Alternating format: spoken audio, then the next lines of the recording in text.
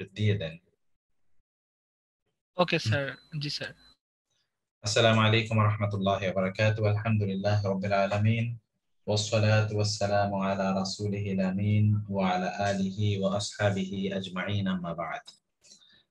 আল্লাহ সুবহানাহু ওয়া তাআলা শুকর আদায় করছি এবং আপনাদেরকেও কৃতজ্ঞতা জানাচ্ছি যে আপনারা আজকে বালাগা ফাসাহা ক্লাসে জয়েন করেছেন। বেশ অনেকদিন পর্যন্ত বিভিন্ন কারণে বিশেষ করে আমি কিছুটা শারীরিকভাবে একটু অসুস্থতা যাচ্ছে অনেকদিন পর্যন্ত, এবং বেশ কিছু আমি ফুল বডি চেক আপের একটা কাজ করছি। আল্লাহ তাআলা চেক আপ করছি আর কি। আল্লাহ তাআলা যেন সুস্থ করে দেন, এটা আপনারা দোয়া করবেন আর কি ইনশাআল্লাহ। সবকিছু এমনি আর অন্য সবকিছু ঠিক আছে আল্লাহর রহমতে। আমার একটু জ্বর জ্বর ভাবটা রয়ে গিয়েছে অব্যাহত, তো সেটা আল্লাহ সুবহানাহু ওয়া তাআলা আমাদেরকে সুস্থতা দান করুন এবং আপনারা দোয়া করবেন ইনশাআল্লাহ। রব্বানা নাস আযহিবিল বাস ইশফি আনতা শাফি লা শিফা ইল্লা শিফাউক শিফাউন লা ইউগাদিরু সাকামা। আর বালাগা ফাসাহা তো খুবই মজার একটা সাবজেক্ট। আমরা শুরু থেকেই এটাকে মজা করতে চেয়েছিলাম। প্রথমত আমরা এখানে আসলে ইয়েতে উঠার আগেই, আমাদের যে ট্রেনে উঠার আগেই কিছু সমস্যা তৈরি হয়ে গেল আমার, সেটা আমরা করতে পারি না। আশা করছি আমরা এখন থেকে ইনশাআল্লাহ এটাকে আমরা রেগুলার করব। আর লেকচার শিটটি আপনারা এর মধ্যে পেয়ে যাবেন। এই ক্লাসের মধ্যে কিছু কারেকশন থাকতে পারে, এই জন্য আপনারা আপাতত প্রিন্ট না নিয়ে আপনারা যদি পিডিএফ কপিটাও আপনাদের সামনে রাখেন তাইলে হতে পারে, অথবা প্রিন্ট নিয়ে নিতে পারেন, যেখানে আমি কারেকশনটা বলবো সেটা আপনারা কারেকশন করে নেবেন ইনশাআল্লাহ। আজকের লেকচার শিটটি এটি খুবই গুরুত্বপূর্ণ এবং খুবই চমৎকার একটি জিনিস, আর সেটি হলো বালাগার ক্ষেত্রে এটিকে হাকিকা এবং মাজাজ বলে উল্লেখ করা হয়। এটি আপনি যদি আমাদের যে কোর্স মডিউল আপনাদেরকে বিশেষ করে আউটলাইন দিয়েছে, যেটা কোর্স আউটলাইন বলছে, সেখানে দেখবেন যে মাজাজের একটা বিশাল বড় চ্যাপ্টার আছে।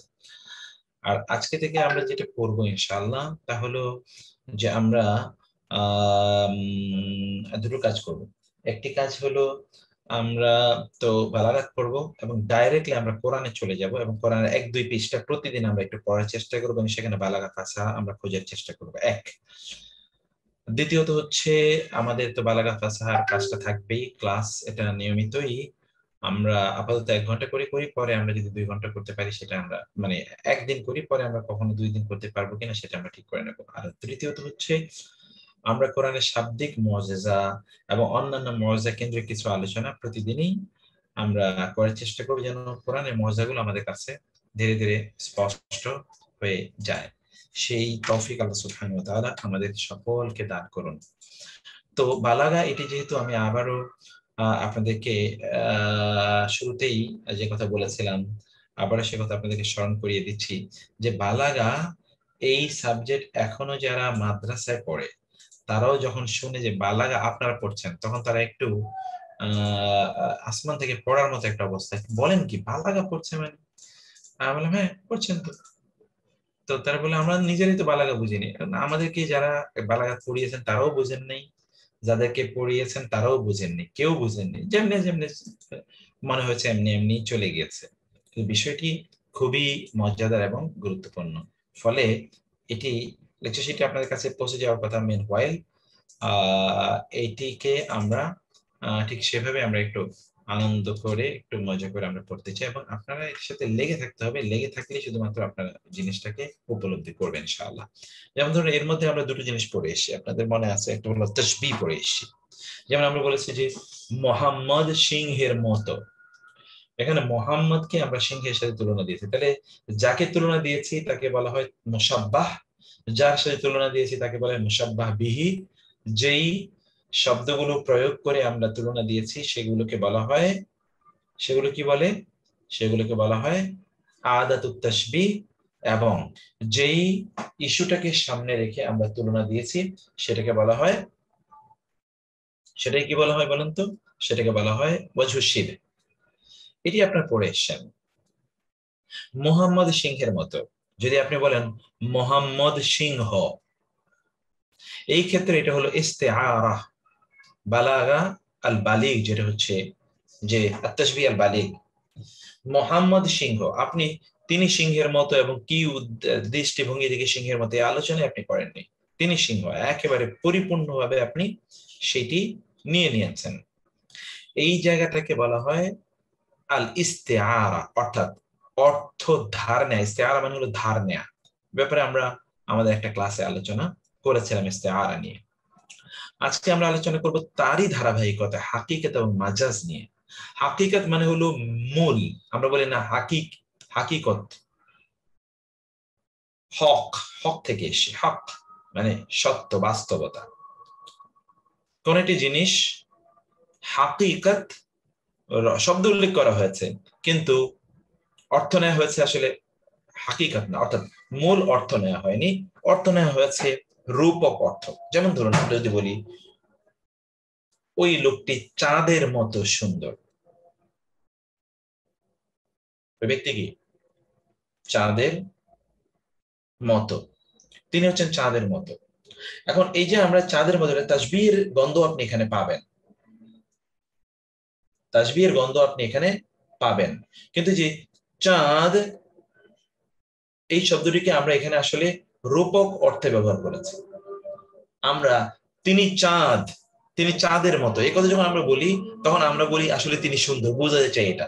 অতএব চাঁদের মতো এই কথাটার অর্থই আমাদের কাছে ভিন্ন। ইংরেজি যখন আপনি বলেন cut your coat according to your cloth, আপনি কিন্তু এটা দিয়ে সত্যিকার অর্থেই আপনি মূল বক্তব্য বোঝাতে চান না, আপনি একটা মাজাজি অর্থ বোঝাতে চান। মাজাজ মানে একটা রূপক অর্থ বোঝাতে চান, আবিধানিক বা প্রকৃত অর্থ আপনি বোঝাতে চান না। ফুলানুন ইয়াতাকাল্লামু বিদ্দুরারি, ওই ব্যক্তি মুক্তার মতো কথা বলে, আপনি মুক্ত আসলে বোঝাতে চান না, আপনি এখানে আসলে বোঝাতে চান স্বচ্ছ, সাবলীল, সুন্দর, পরিপাটি, মার্জিত, এরকম কিছু আপনি বোঝাতে চান।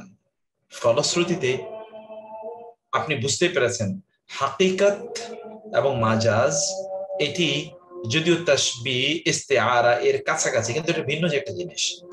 এখানে রূপক অর্থবোধক, এখানে রূপক অর্থবোধক। আপনি তিনি সিংহ এর অনুবাদই করবেন যে তিনি খুবই সাহসী, রূপক অর্থে এটিকে নিয়েছেন। ফলে হাকিকত এবং মাজাজ কোরআনে এর ব্যাপক ব্যবহার আছে। আমরা যদি সেটি না বুঝতে পারি তাহলে কোরআনের মর্মার্থ আমরা বুঝতে পারবো না। সেজন্য আমরা হাকিকত, মাজাজ এর বিষয়টি আমরা উপলব্ধি করতে চাই। হাকিকত শব্দটি এইভাবে লেখা হয়, এই যে আপনি দেখতে পাচ্ছেন হাকিকা, হাকিকুন আলা আল্লা আকুলা ইল্লাল হক, কোরআনে আছে হাকিকুন, সত্য। বালাগায়ের ক্ষেত্রে হাকিকত হলো শব্দের আবিধানিক বা প্রকৃত অর্থ, আর মাজাজ হলো রূপক অর্থ।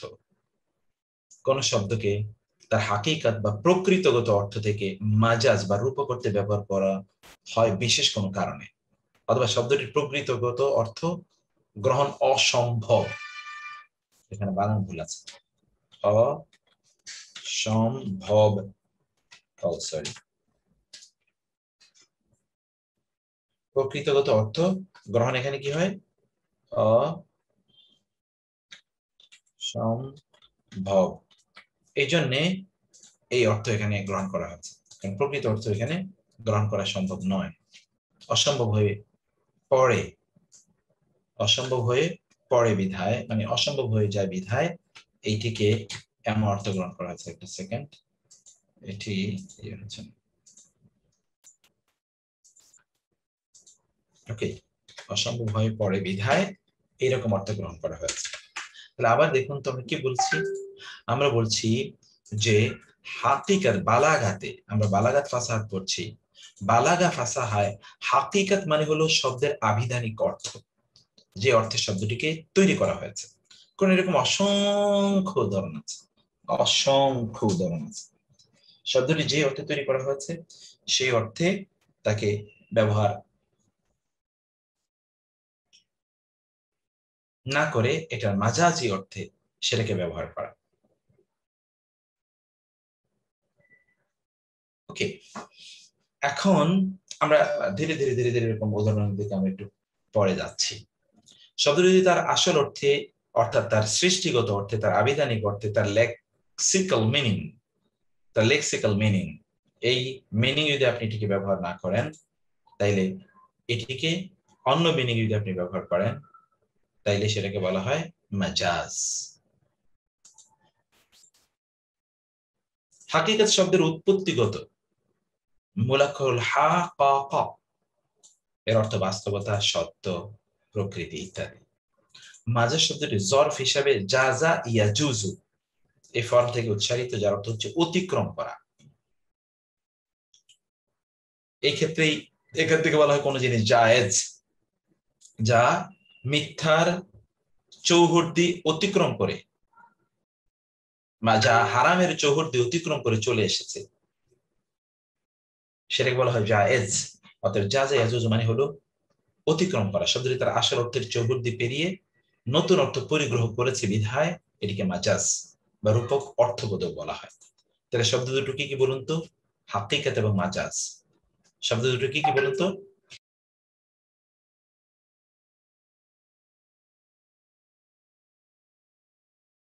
শব্দ দুটো কি বলুন তো? একটা হলো হাকিকত, একটা হলো মাজাজ। যেমন ফুলানুন ইয়াতাকাল্লামু বিদ্দুরারি, ফুলানুন ওই ব্যক্তি, ইয়াতাকাল্লামু কথা বলে, বিদ্দুরারি, বিদ্দুরারি, বি মানে হলো দ্বারা, আর দুরার মানে হলো মুক্তা, মুক্তার মাধ্যমে সে কথা বলে। ওই লোকটি কথা বলে যে, সে কিসের মাধ্যমে কথা বলে? সে মুক্তার মাধ্যমে কথা বলে।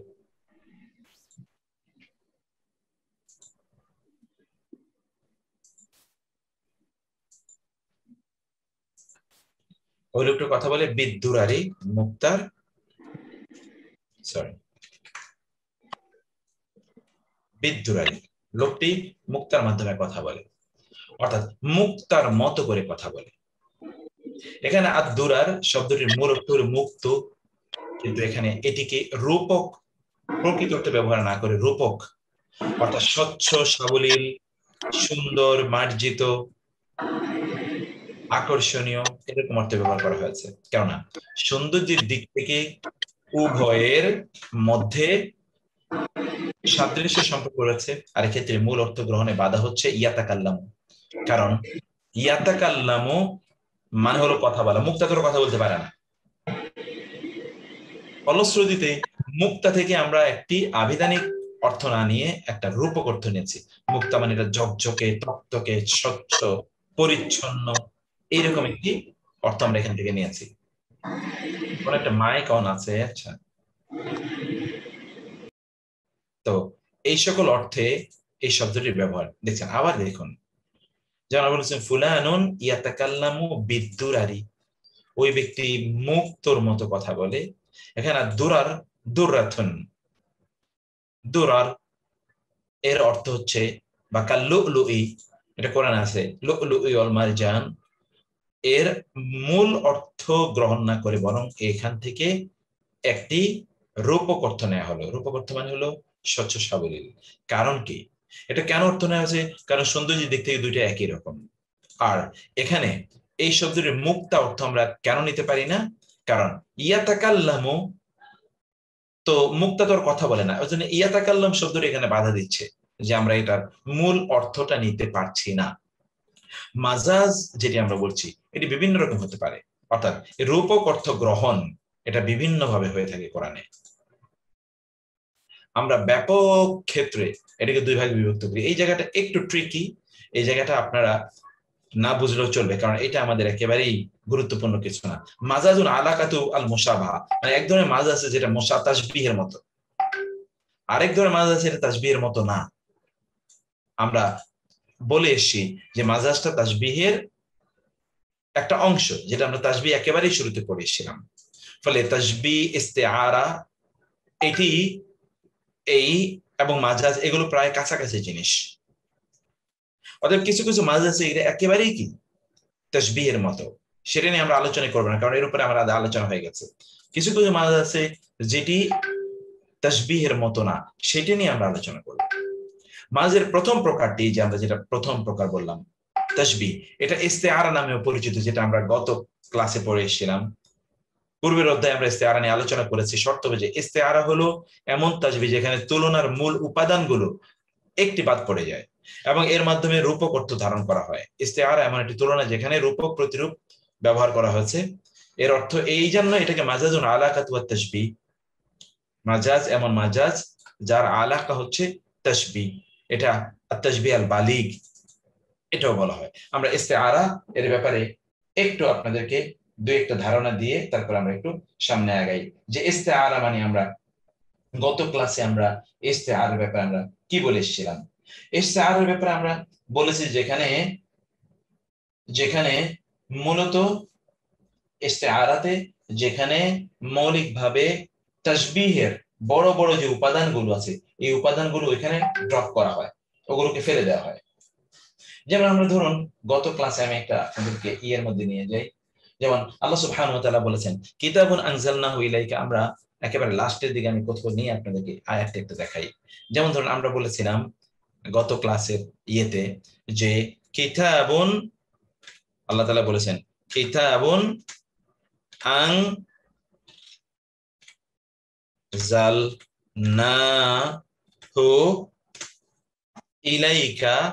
ইলাইকা লিতুখরিজান নাসা মিনাজ যুলুমাতি ইলান নূরি। ওকে, এখন এখানে দেখেন তো কিতাবুন, তিনি কিতাব নাজিল করেছেন। কিতাবুন ইস্তেআরা শীটটা দেওয়া হয় নাই। ও সরি আপা, আচ্ছা সরি, আমি ইস্তেআরা শীটটা দিয়ে দিচ্ছি। কিতাবুন এমন কিতাব, আনজালনাহু আমরা তা নাজিল করেছি, আনজালনাহু ইলাইকা আপনার কাছে। কেন কি? লিতুখরিজান নাসা, যেন আপনি মানুষকে বের করে নিতে পারেন, মিনাজ যুলুমাতি অন্ধকার থেকে ইলান নূরি আলোর দিকে। আচ্ছা দেখেন তো এখানে অন্ধকার মানে কি আসলে? এখানে কিসের অন্ধকার? রাতের অন্ধকার?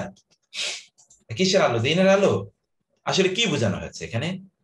এখানে আপনারা জেনে এসছেন যে এখানে অন্ধকার বলতে মূলত অজ্ঞতার অন্ধকার, শিরিকের অন্ধকার, কুফরের অন্ধকার, জাহিলিয়াতের অন্ধকার থেকে আলো, দ্বীনের আলো মানে ইসলামের আলো, কোরআনের আলো, ওকে, এবং সেটি হচ্ছে হেদায়েতের আলো, এই সকল আলোতে নিয়ে আসার জন্য এই বক্তব্যটি যে মিনাজ যুলুমাতি ইলান নূর, মিনাজ যুলুমাতি ইলান নূর,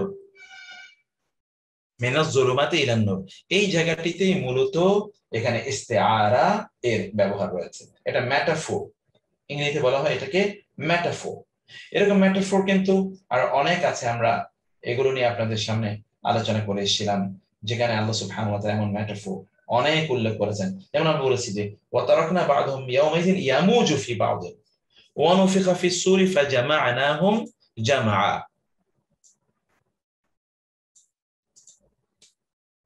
যে ওয়াতারাকনা বা'দাহুম ইয়াওমাইযিন ইয়ামুজু ফি বা'দ, মাউজুন মানে হলো একটু মেটাফোর শব্দের একটু ব্যাখ্যা করলে ভালো হয়। আচ্ছা আমরা আমাদের একটু বুঝতে সুবিধা হবে। রূপক অর্থে ব্যবহৃত হয়, রূপক অর্থে এই জায়গায় এটার অ্যাপ্লিকেশনটা কি? এক্স্যাক্টলি এই জায়গায় এখানে অ্যাপ্লিকেশন, যেমন ধরুন আজ-জুলুমাত, এখানে যে আমরা বললাম যেমন আজ-জুলুমাত, এখানে জুলুমাত মানে কি? জুলুমাত মানে তো অন্ধকার, কিন্তু আমরা তো এখানে আসলে অন্ধকার বোঝাচ্ছি না। জুলুমাত মানে কি? আসলে এটা হচ্ছে আল জাহিলিয়া,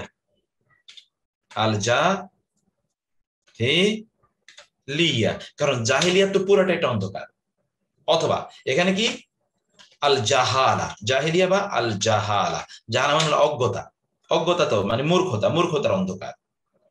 অথবা ধরুন এটা মানে হলো আশরিক, কারণ আলটিমেটলি এটা আমাকে অন্ধকারাচ্ছন্ন জীবন দেয়। অথবা আল কুফর এগুলো অন্ধকারাচ্ছন্ন জীবন দেয়, আজ-জুলুমাত। আর অন্যদিকে আর নূর বলতে এখানে কি বোঝানো হচ্ছে? নূর তো আসলে দ্বীনের আলো নয়, নূর হচ্ছে কি আল ইসলাম, অথবা এর অর্থ হতে পারে আল কোরআন, অথবা এর অর্থ হতে পারে আল হিদায়া। এগুলোর আলো, এই আলোর পথে আমাদেরকে নিয়ে আসার জন্য এই কাজটি এই আল্লাহ সুবহানাহু ওয়া তাআলা তার রাসূলকে পাঠিয়েছেন অথবা কোরআন নাযিল করেছেন, এই কথা তিনি বলছেন। এবং অন্যদিকে আরেকটা আয়াতের কথা আমরা বলেছিলাম যে ওয়া তারাকনা বা'দাহুম ইয়াওমাইযিন বা'দাহুম ইয়াউমা ইদিন, সরি ইয়াউমা ইদিন ওয়াতারাকনা বা'দাহুম ইয়াউমা ইদিন, আমরা তাদের কাউকে কাউকে সেই দিন ফেলে দেব এমন একটা জায়গায় যে ইয়ামুজু ফি বা'দিন, ইয়ামুজু ফি বা'দিন। দেখুন তো এখানে এই যে ইয়ামুজু, ইয়ামুজু মানে কি? মাউজুন, মাউজুন মানে হলো তরঙ্গ, ঢেউ।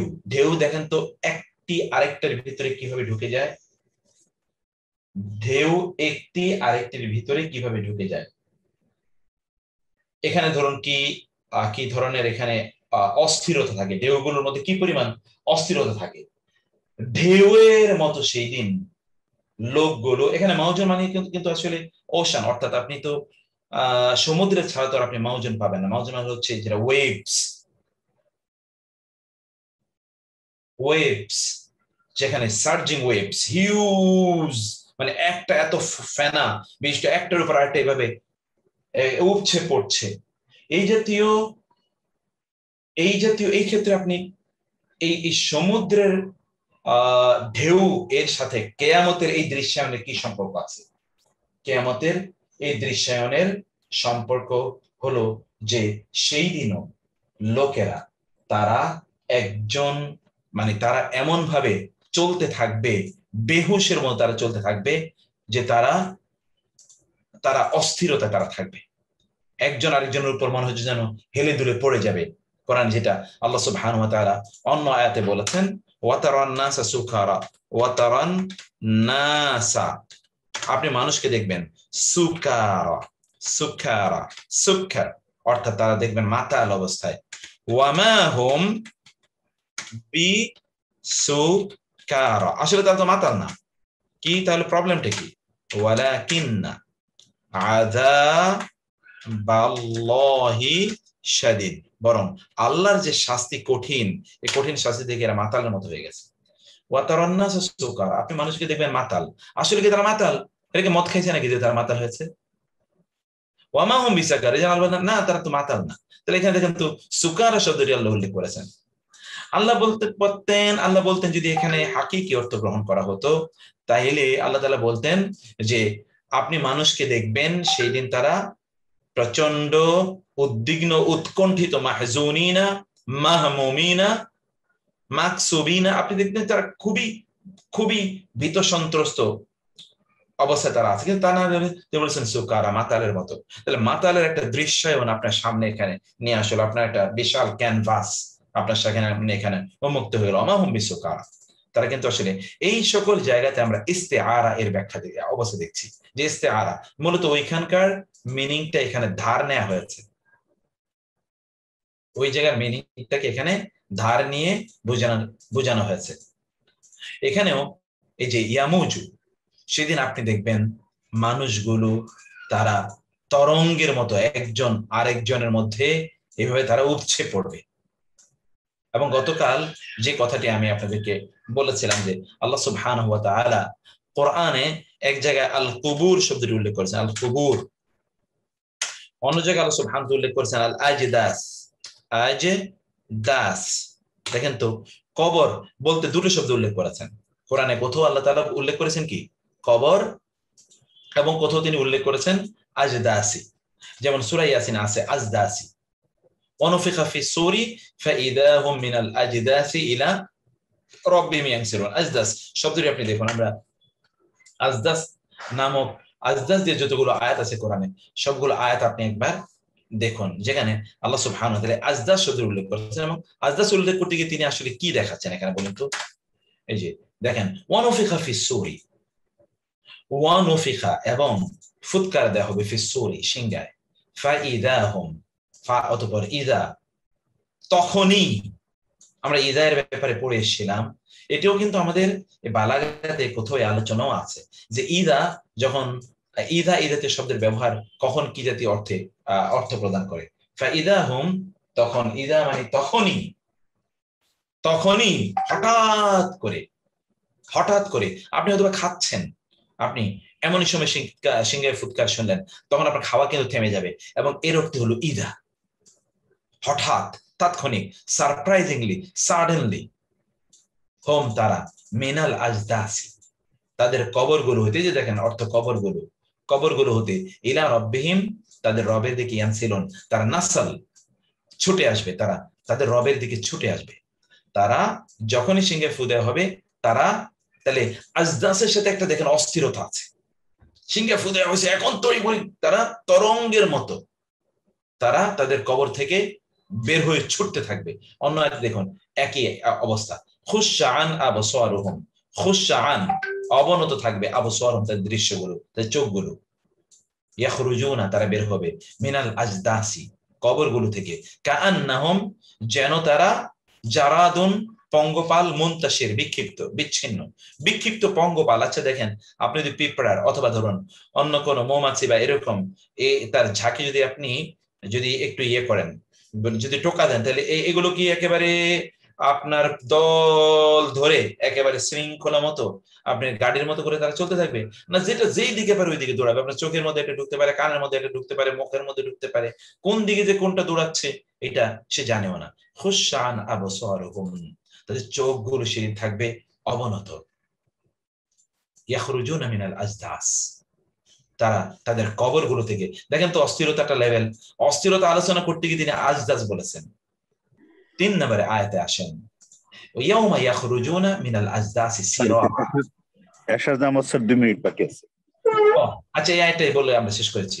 ইয়াউমা সেদিন ইয়াখরুজুনা তারা বের হবে, মিনাল আজদাসি কবরগুলো থেকে, সিরা দ্রুত, কাআন্নাহুম যেন তারা, ইলা নসবিন কোন একটা অভীষ্ট লক্ষ্যকে কেন্দ্র করে, ইউফিদুন দৌড়াচ্ছে, যেন তারা কোন একটা অভীষ্ট লক্ষ্যকে কেন্দ্র করে দৌড়াচ্ছে। দেখেন তো আজদাস মানেই হলো যেখানে অস্থিরতা, দৌড়ানো, মনে হচ্ছে যেন হুঁশ নাই, বেহুশ এরকম একটা অবস্থায়।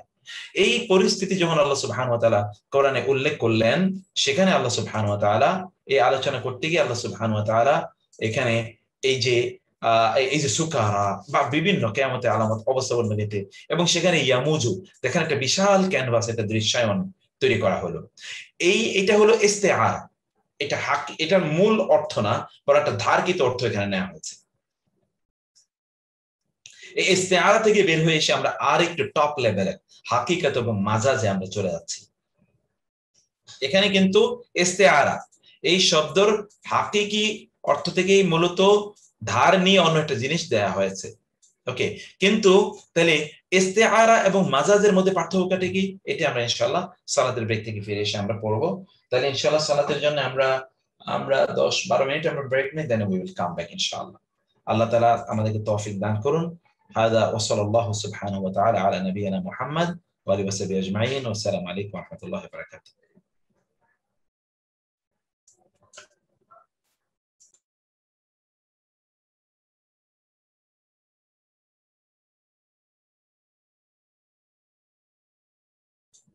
উস্তাদ এটা একটু পজ করে রাখেন।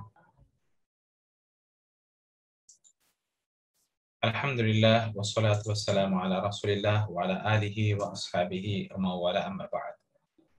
তো আমরা আলোচনা করছিলাম যে তাশবিহ, আমরা বলেছিলাম যে আমরা আলোচনা করেছি এর মধ্যে তাশবিহ নিয়ে,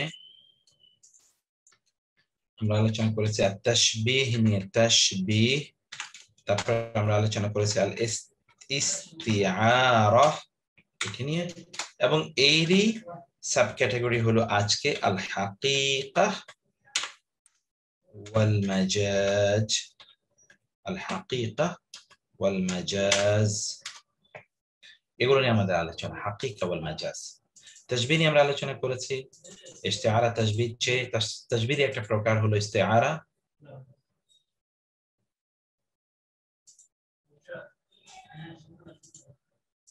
তাশবিহ একটি প্রকার ভেদ হলো ইস্তিআরা, সেটি আমরা বলেছি।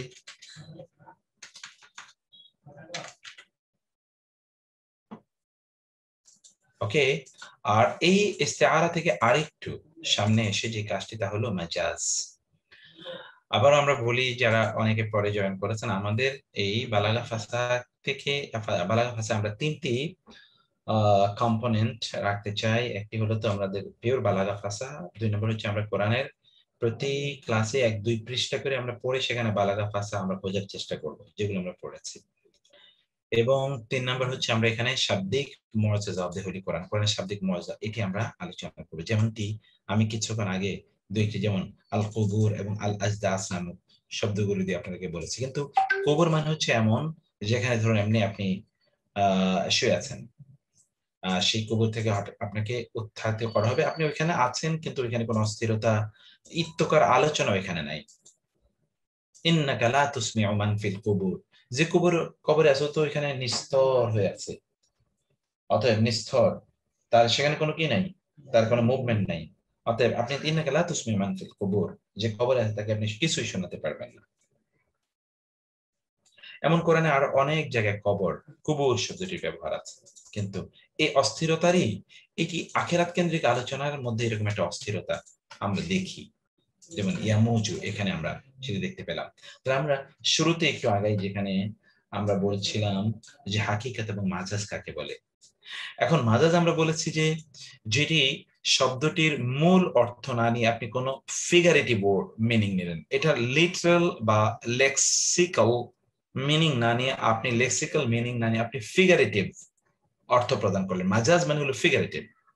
এই মাজাজটি দুই রকম হয়, একটা হলো তাসবিহের মতো, এই যে আমরা ইস্তেআরা এবং তাসবিহ দেখে এসেছি, আরেকটা না ওটা তাসবিহের মতো নয়। এই যে প্রথমটা এটা হলো ইস্তেআরা, যেটা আমরা বলে এসেছি যে ইস্তেআরা মানে হলো যে এটি তা কোন একটা অর্থ ধার নেয়া। ইস্তেআরা মানে হলো ধার নেয়া, ধার নিয়ে কোন একটি অর্থ প্রদান করা। ইস্তেআরা একটি এমন একটা তুলনা যেখানে তুলনা থাকবে এবং রূপক বা প্রতিরূপ অর্থ সেখানে গ্রহণ করা হবে, যেমন এতক্ষণ পর্যন্ত আমরা দেখে এসেছি। ওকে, মাজাজের প্রকরণগুলো তাহলে একটু দেখুন। এই যে মাজাজ আমরা এখানে ডায়াগ্রাম দিয়ে দিয়েছি। মাজাজ আলাকাতুহু আল মুশাবাহা, মানে তাশবিহের মতো, যেমন আল ইস্তিআরা বা আত তাশবিহ আল বালিগ, আল ইস্তিআরা তাসরিহিয়া, আল ইস্তিআরা আল মাকিনিয়া, এগুলো আমরা বলে এসেছি। এতটুকু আমাদের আগের আলোচনা ছিল। এখন মাজাজের এই দুটো আলোচনায় আমাদের বাকি আছে, আল মাজাজ আল আকলি, আল মাজাজ আল মুরসাল। আল মাজাজ আল আকলি এবং আল মাজাজ আল মুরসাল।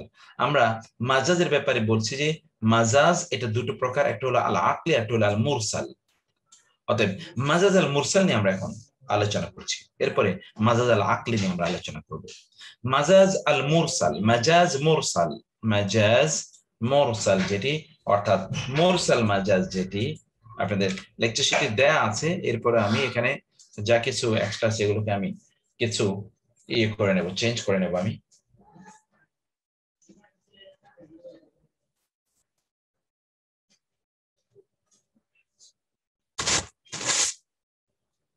মাজাজ আল মুরসাল হলো যা তার আসল অর্থের পরিবর্তে রূপক অর্থে ব্যবহৃত হয় এবং বাস্তব রূপক অর্থের মধ্যে তাসবিহ অর্থাৎ তুলনা ব্যতীত আরেকটি সম্পর্ক থাকে। যেমন ধরুন হামদুন, অর্থাৎ শুধুমাত্রই তুলনা নয়, তুলনার বাইরে ওইখানে আরো একটা কিছু আছে, সেটি কি এটা আমরা বলছি এখানে। যেমন ধরুন আলহামদু মানে হলো প্রশংসা, হলো এটি দ্বারা সম্পূর্ণ সূরা ফাতিহাকে বোঝায়। সূরাতুল হামদ বলেন তো, আলহামদ, আলহামদ মানে হলো সূরা ফাতিহা, অথচ আলহামদু মানে প্রশংসা।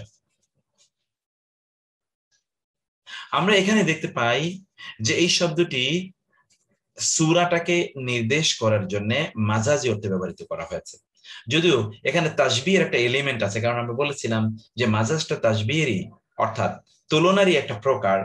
কিন্তু তুলনার মধ্যে তো আমরা জানি সেখানে মুসাব্বা থাকে, মুসাব্বা বিহি থাকে, ওয়াজহু শিব থাকে, আদাতু শিব থাকে, কিন্তু এখানে এরকম কোনো কিছুই নাই।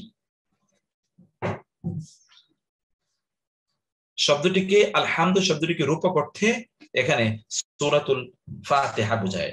যেমন আরেকটা শব্দ আপনি দেখুন, যেমন মেঘ নেমেছে, আমরা যদি বাংলায় বলি, আসলে কি মেঘ কোনোদিন নামে? মেঘ তো নামে না, হয়েছে কি বৃষ্টি বর্ষণ হয়েছে। এখন বৃষ্টি বর্ষণকে আপনি বলেন মেঘ নেমেছে। কেন এই কথা বলি সেটা আমরা একটু পরে বলছি, কেন এই জাতীয় কথা বলি আমরা, মেঘ নামে কেন বলি।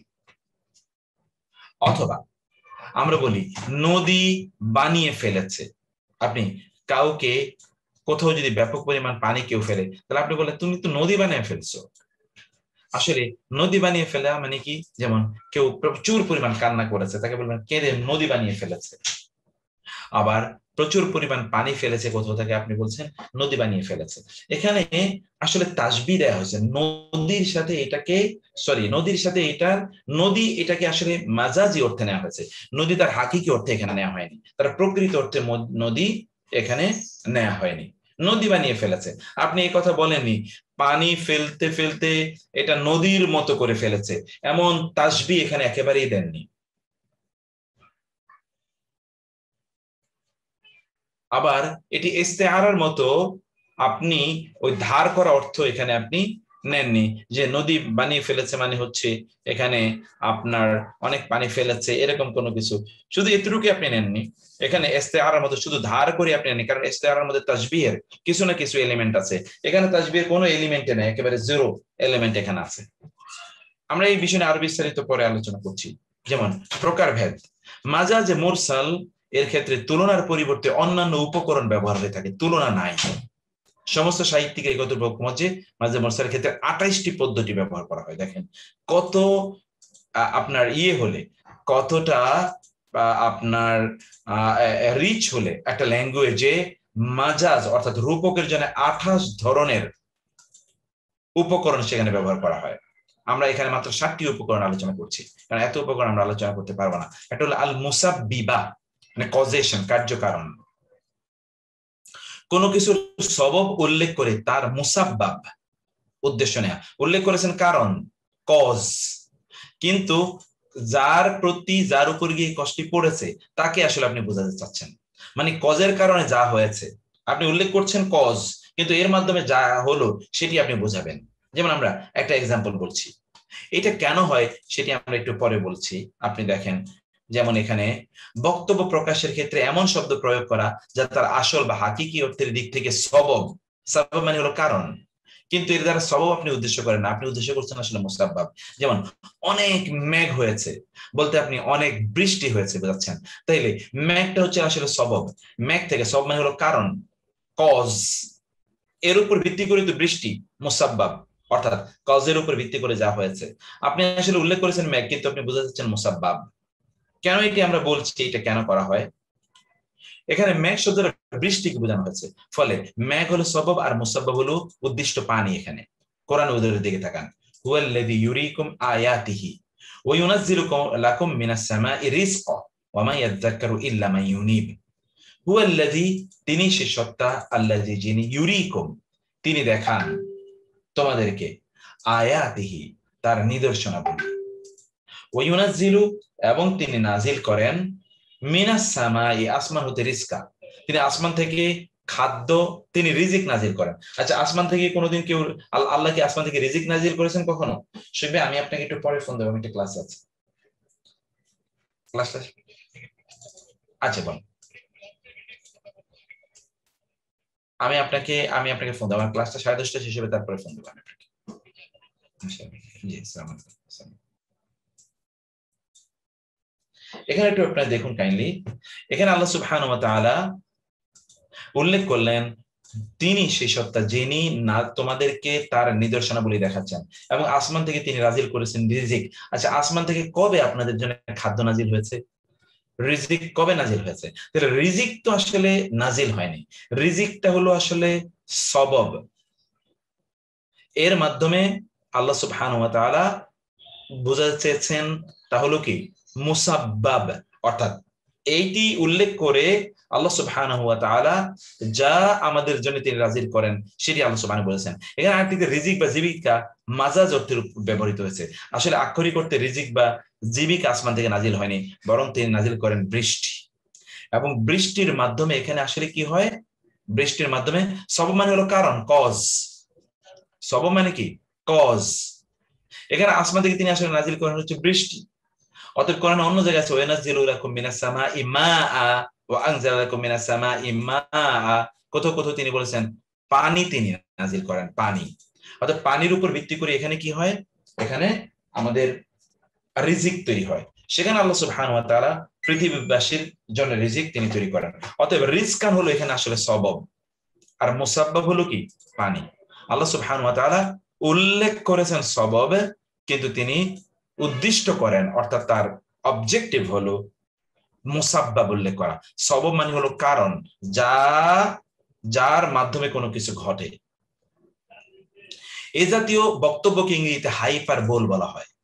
এর উদ্দেশ্য হলো উল্লেখিত বিষয়টিকে গুরুত্বপূর্ণ হিসেবে উল্লেখ করা।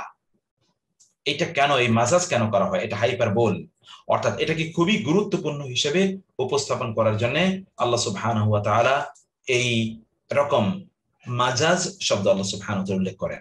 অতএব এই জায়গায় আমরা আবার যাই, এরপর আমরা কোরআনের বিভিন্ন জায়গায় আমরা একটু পড়তে থাকবো। তাহলে প্রথমত আমরা বলছি কি, যে কখনো কখনো এটা হলো আল মুসাব্বিবা। আল মুসাব্বিবা মানে হলো কজেশন, কার্যকারণ। যারা আপনার ফিজিক্স পড়েছেন, কজেশন আপনি জানেন, cause and effect relation. Causation অর্থাৎ কোনো কিছুর কারণে কোনো কিছু ঘটে। এখানে কারণটা উল্লেখ করা, কিন্তু কারণটা উল্লেখ করার মাধ্যমে এর মাধ্যমে যা কিছু ঘটে সেটাকে বোঝানো হয়। যেমন তিনি বলেন যে তিনি আসমান থেকে রিজিক নাজিল করেন, তিনি আসলে তো রিজিক নাজিল করেন না, তিনি আসলে নাজিল করেন পানি। তাহলে তিনি পানিকে উল্লেখ করে তিনি আসলে রিজিককে বোঝাতে চেয়েছেন।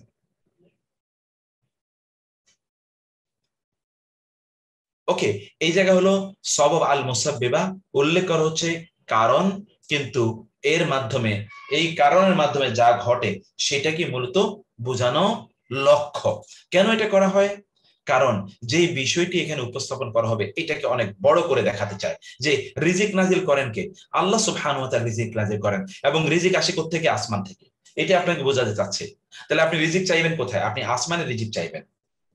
আপনি জমিনবাসীর কাছে রিজিক চায় লাভ নাই, বা জমিনের কাছে রিজিক চায় লাভ নাই, কারণ জমিন রিজিক দেয় না। আল্লাহ তাআলা বলতে পারতেন আসমান থেকে তিনি পানি নাজিল করেন, কিন্তু তিনি আসমান থেকে রিজিক নাজিল করেন। এই রিজিকের ইস্যুটা আপনার কাছে গুরুত্বপূর্ণ হিসেবে তুলে ধরার জন্য, যে রিজিক আসলে আসমান থেকে আসে। সেটা যে কোনো ফরম্যাটই হোক না কেন, আসমান থেকে রিজিক আসে। এটা বরাদ্দ হোক, এটা পানি আকারে হোক, অথবা এটা অন্য কিছু আকারে হোক, এই রিজিকটা আসে আসমান থেকে। অথবা আপনি আসমান এর অধিপতি যিনি, অর্থাৎ যিনি আসমানে আছেন, সে মহান আল্লাহ সুবহানাহু ওয়া তাআলার কাছে আপনি রিজিক চাইবেন। কুল মান ইয়ারযুকুকুম মিনাস সামাই ইন আমসাকা রিজকা বাল লাজ্জু ফি উতুওয়িন ওয়া নুফুর। কোরআনে অন্য জায়গায় যদি আপনি তাকান, তাহলে সেখানে দেখবেন আল্লাহ সুবহানাহু ওয়া তাআলা একই কথা বলেছেন।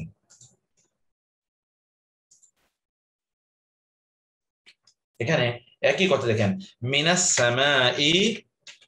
সামাই রিজকা, রিজকান, রিজকান, যে আসমান হতে তিনি দেখেন কত জায়গায় আছে কোরআন। আল্লাহ সুবহানাহু ওয়া তাআলা তিনি আসমান থেকে ফাখরাজা মিন, এই যে কোন আনজালা মিনাস সামাই মাআন, আবার এখানে আছে আনজালা মিনাস সামাই রিজকান।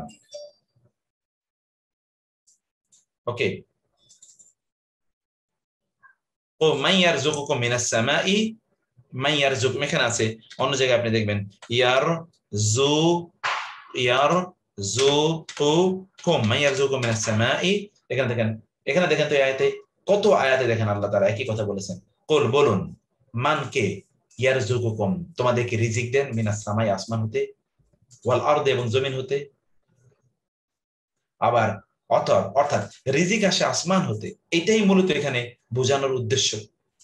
আবার আল্লাহ তাআলা বলেছেন আম্মা ইয়াবদাউল খালকা, নাকি যিনি সৃষ্টি শুরু করেন, সুম্মা ইউঈদু এবং তাকে পুনরায় তিনি করেন, ওয়া ইয়ারযুকুকুম আর কে তোমাদেরকে রিজিক দেয়, মিনাস সামাই আসমান হতে।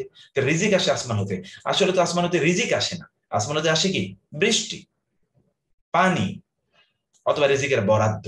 আপনি রিজিক কিন্তু জমিনে উৎপাদন করেন, রিজিক আপনি জমিনে উৎপাদন করেন। অথবা রিজিক যদি আমরা একটা মোর কমপ্রিহেনসিভ টার্ম, মানে খাদ্যর চেয়ে যদি মোর কমপ্রিহেনসিভ বলি, রিজিক মানে আপনার সুস্থতা, তাহলে তো এটা আপনার জমিনেই, এখানে আপনি বসবাস করছেন।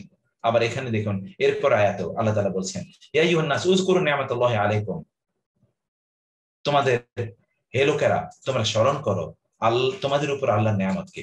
হাল মিন খালিকিন, কোন স্রষ্টা কি রয়েছে গায়রুল্লাহ, আল্লাহ ছাড়া? ইয়ারযুকুকুম যিনি তোমাদেরকে রিজিক দেবেন, মিনাস সামাই ওয়াল আরদি আসমান হতে এবং জমিন হতে। তো আসমান হতে কোন রিজিক আমাদের জন্য আসে?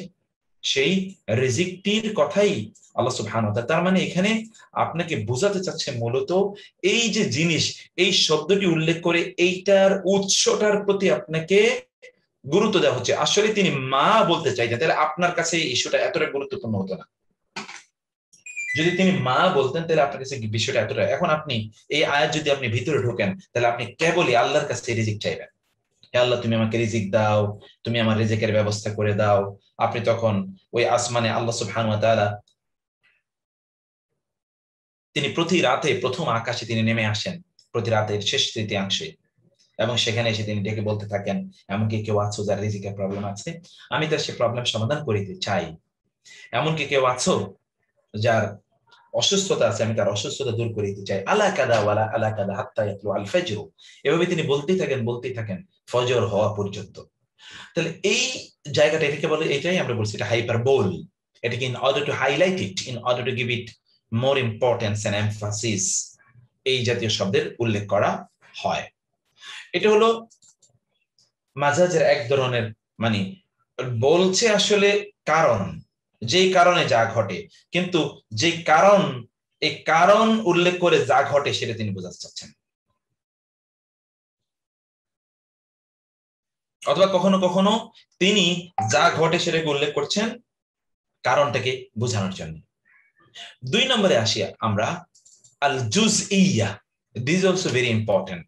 কোরআনে আল্লাহ সুবহানাহু ওয়া তাআলা কখনো কখনো জুজউন মানে হলো কি, জুজউন মানে হলো অংশ, ক্ষুদ্র অংশ, এটা উল্লেখ করে তিনি পুরোটাকে বোঝাতে চান।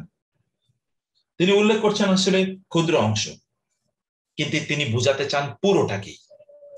উল্লেখ করছেন তিনি ক্ষুদ্র অংশ, কিন্তু তিনি বোঝাতে চান কি, পুরোটা তিনি বোঝাতে চান।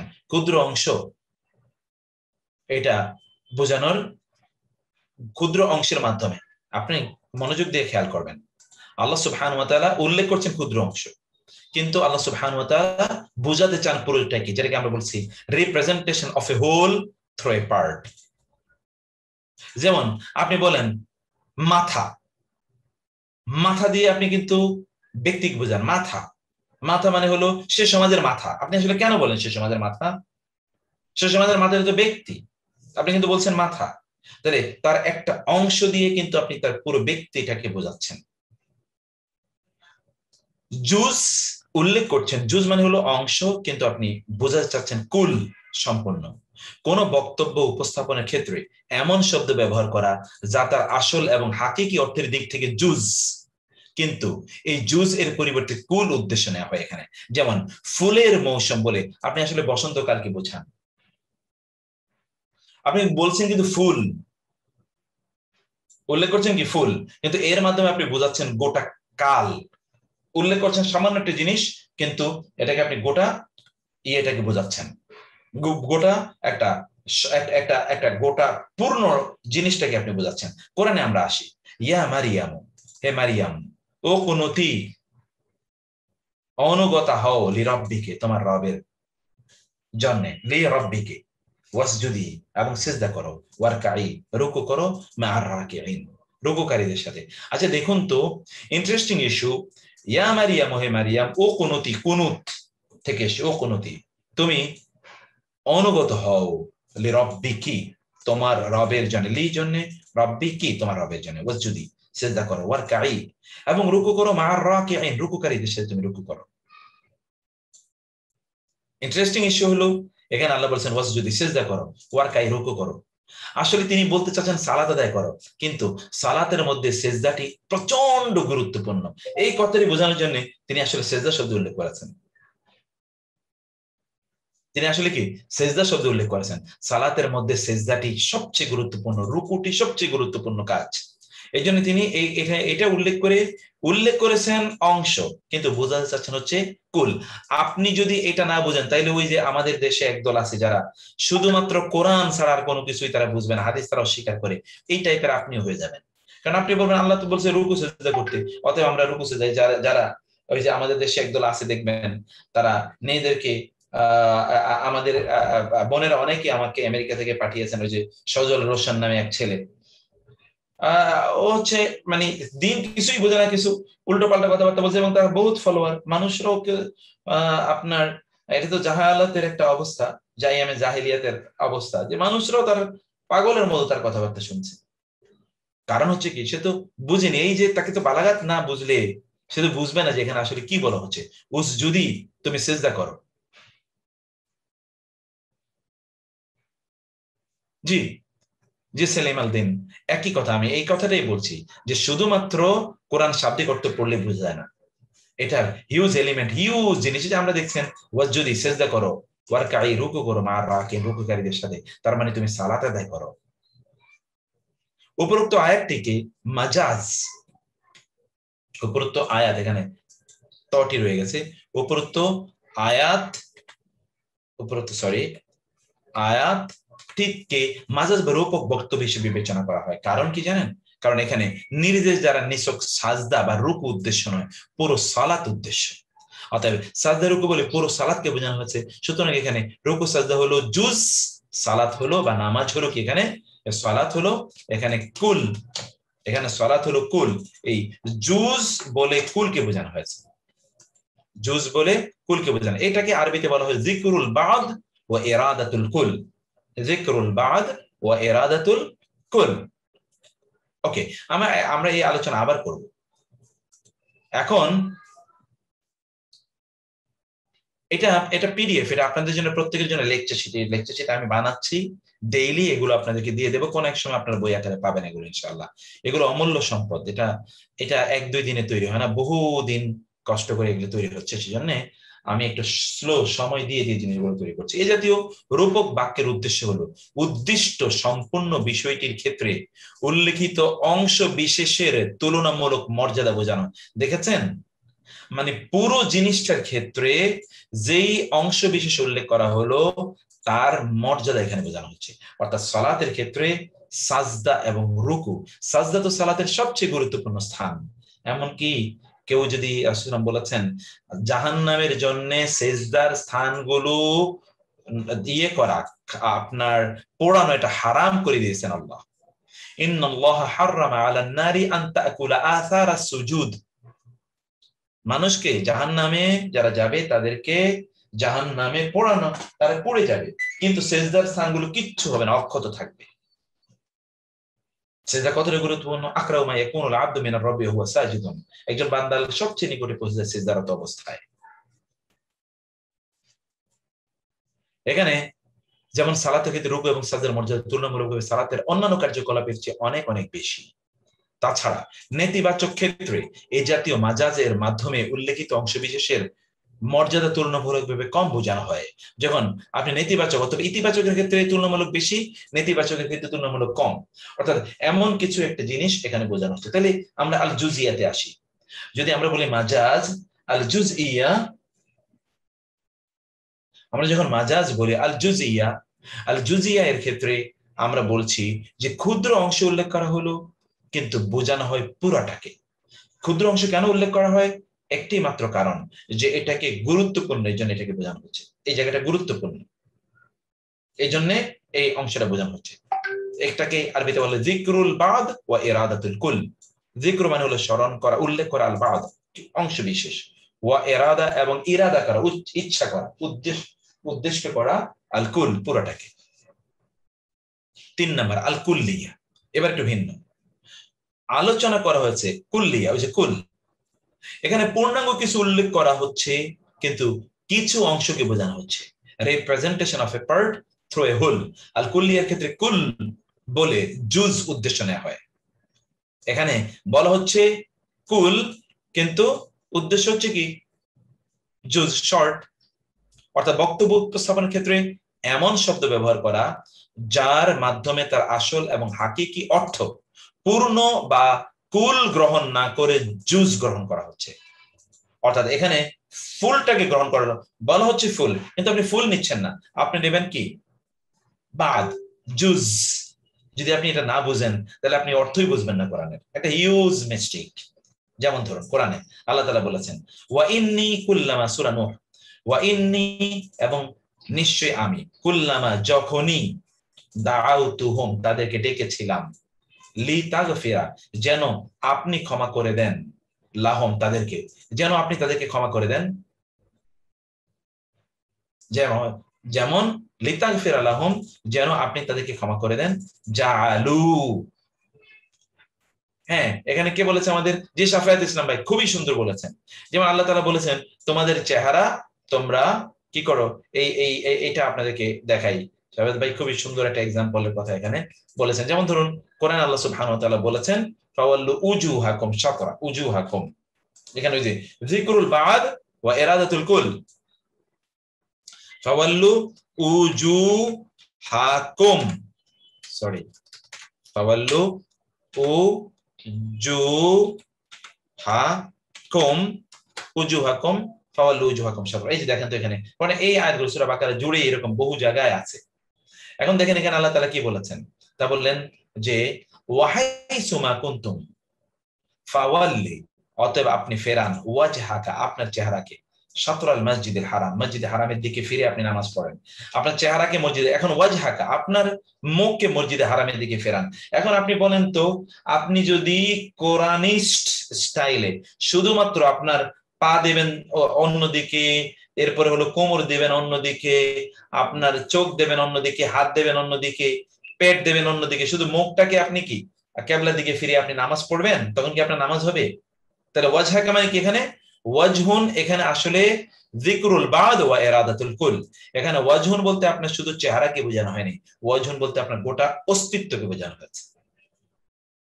আপনার গোটা অস্তিত্ব, আপনি গোটা শরীর দিয়ে, এমনকি আপনার আঙ্গুল, পায়ের, হাতের আঙ্গুলগুলো আপনি কিবলার দিকে ফিরে আপনি ইয়ে করছেন, যখন আপনি তাকবীর তাহরিমা করছেন তখন আঙ্গুলগুলো দিকে ফিরে আপনি করছেন, মানে এভরিথিং ইজ ডাইরেক্টেড টুয়ার্ডস কিবলা, সবকিছু কিন্তু কিবলার দিকে ডাইরেক্টেড। কেন ওয়াজহুন যদিও এখানে ছোট অংশ বোঝানো হয়েছে, কিন্তু এটি দ্বারা আবার অন্য জায়গায় ওয়াহাইসুমা কুনতুম, যেখানেই তোমরা থাকো না কেন, ফাওয়াল্লু তাহলে তোমরা ফেরাও উজুহাকুম তোমাদের চেহারাগুলো, শাতরাহু তার দিকে, তার দিকে তোমরা তোমাদের চেহারা ফেরাও। তার মানে এই জায়গাটিতে আমরা যেটি দেখতে পাই তা হলো যে উল্লেখ করা হয়েছে ছোট অংশ, কিন্তু পুরাটাকে বোঝানো হচ্ছে। কিন্তু এর বিপরীতে আল কুল্লিয়া, উল্লেখ করা হচ্ছে পুরাটা, কিন্তু বোঝানো হবে অংশ বিশেষ। যখনই আমি তাদেরকে ডেকেছি যেন আপনি তাদেরকে ক্ষমা করে দেন, জাআলু তারা রেখেছে, আসওয়াবিআহুম তাদের আঙ্গুলগুলো, দেখুন দিস ইজ দ্য ওয়ার্ড আমরা যে বিষয়ে আলোচনা করতে চাচ্ছি, জাআলু আসওয়াবিআহুম তারা রাখলো তাদের আঙ্গুলগুলো, আমি এটাকে রেড করে দেই, আসওয়াবিআহুম তারা রাখলো তাদের আঙ্গুলগুলো, ফি আদানিহিম তাদের কানের মধ্যে, তারা তাদের আঙ্গুলগুলো কানের মধ্যে রাখলো। আচ্ছা, আঙ্গুল কানের মধ্যে ঢুকিয়ে দিল, আপনি বলেন তো আঙ্গুল কি কানের মধ্যে ঢুকানো যায়? অর্থাৎ এটা কি হয়েছিল ঘটনাটা, আমি একটু অসুস্থের জন্য আমি আপনাদেরকে এটা ক্যামেরাটা অন করছি না। আপনারা যেমন ধরেন আপনি যদি কানটাকে বন্ধ করতে চান, যে আপনি কান কাউকে কোনো কথা শোনাতে চান না, তাহলে আপনি কি করবেন? কানে আঙ্গুল দেবেন না? এখন কানে আঙ্গুল মানে কি, আপনি পুরো আঙ্গুল কানের মধ্যে ঢুকিয়ে দেবেন নাকি আঙ্গুলের একেবারে মাথা, এটাকে আরবিতে বলে আনামেল, টিপ, এতটুকু আপনি ঢুকাচ্ছেন।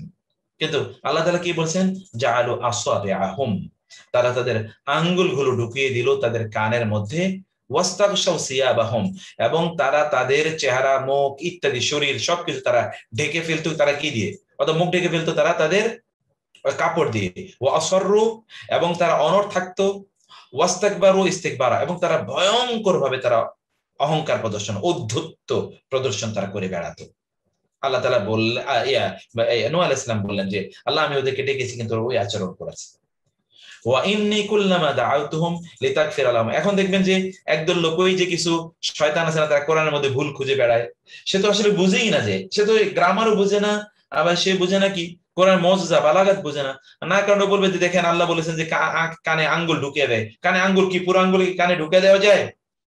একথা সে বলতে পারে, এবং আপনি তো বলেন ও কথা তো ঠিক, এরা তো হতেই পারে সর্বনাশ।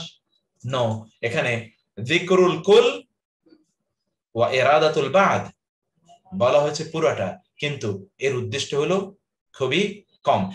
একই অবস্থা আপনি সূরা বাকারার শুরুর দিকে যদি যান, তাহলে আপনি এখানে দেখবেন সূরা বাকারার এই শুরুর দিকে একই, আসওয়াবিআহুম ফি আদানিহিম মিনাস সাওয়াইক হাযারাল মাউত, এখানে কিন্তু আল্লাহ তাআলা একই কথা আল্লাহ বলেছেন সূরা বাকারা। দেখেন তো, আও কাসাইয়িবিন, আও অথবা, কা মতো, সাইয়িবিন মুষলধারে বৃষ্টি, মিনাস সামাই আসমান হতে, ফিহি তার মধ্যে রয়েছে যুলুমাতুন অন্ধকার, ওয়া রাদুন বজ্রপাত, ওয়া বারকুন এবং বিজলি, ইয়াজআলুনা তারা রাখে, আসওয়াবিআহুম তারা ঢুকিয়ে দেয়, আসওয়াবিআহুম তাদের আঙ্গুলগুলো, ফি আযানিহিম তাদের কানের মধ্যে, মিনাস সাওয়াইকি বজ্রধ্বনি বজ্রপাতের মানে এখানে থান্ডার বোল্ট হচ্ছে, এই কারণে হাজার আল মাউত, মৃত্যুর ভয়, মানে এগুলো যেন তাদের কানের তালা ফেটে দেবে, এই ভয়ে ওরা তাড়াতাড়ি তারা কানের মধ্যে আঙ্গুল ঢুকায়। আচ্ছা, আপনি যদি এখানে বলতেন কানের মধ্যে তারা তাদের আঙ্গুলের অগ্রভাগ ঢুকায়, আপনি কি এই অনুভূতি কোনোদিনই পেতেন? আপনি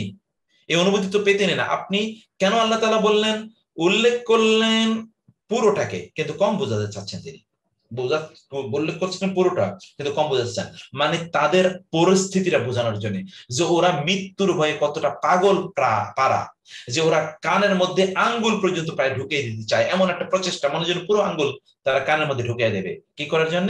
তারা এখান থেকে, তারা মৃত্যু থেকে তারা বাঁচার জন্য। আবার ওইদিকে আল্লাহ সুবহানাহু ওয়া তাআলা নূহ আলাইহিস সালাতু ওয়াস সালামের কথা বর্ণনা করতে গিয়ে সূরা নূহে আল্লাহ সুবহানাহু ওয়া তাআলা একই কথা বললেন, যে ওরা যেন, যখনই আমি তাদেরকে ডেকেছি, ওয়া ইন্নামা, এই যে ওয়া ইন্নী, আর নিশ্চয়ই আমি, কুল্লামা, যখনই দাআউতুহুম, তাদেরকে ডেকেছিলাম, দাওয়াত দিয়েছিলাম, আহ্বান করেছিলাম, লিতাগফিরা লাহুম, so that you forgive them their sins, তারা কি করেছে? জাআলু আসাবিআহুম, দে পুট देयर ফিঙ্গার্স ফি আযানিহিম, into their ears, ওয়াস্তাগশাউ সিয়াবাহুম, and they covered themselves with cloths, যেন তারা আপনার নবীর মুখ দেখতে চায় না। ওয়াসররু, এবং they insisted, they continued in their offense and crime, ওয়াস্তাকবারু ইসতিকবারা, and they prided, they showed their arrogance, extreme arrogance। এই যে পরিস্থিতিটা, এই শব্দ ব্যবহার না করলে কোনোদিনই বোঝানো যেত না। এই জন্য আল্লাহ সুবহানাহু ওয়া তাআলা এই শব্দ চয়ন এখানে করেছেন। উপরোক্ত আয়াতে আলংকারিক দিক থেকে রূপক বক্তব্য, কারণ আয়াতে বর্ণিত ব্যক্তিরা আক্ষরিকভাবে তাদের কানে পুরো আঙ্গুল ঢুকিয়ে রাখে না, তারা কানে আঙ্গুলের কিছু অংশ রাখে, এগুলোকে আল কুল্লিয়া বলা হয়, যা আল জুজিয়ার বিপরীত। কারণ এখানে একটি পূর্ণ বিষয়কে উল্লেখ করা হলেও সেটি পুরোটাকেই না বুঝিয়ে তার অংশ বিশেষ উদ্দেশ্য করা হয়। যেমন উপরোক্ত উদাহরণে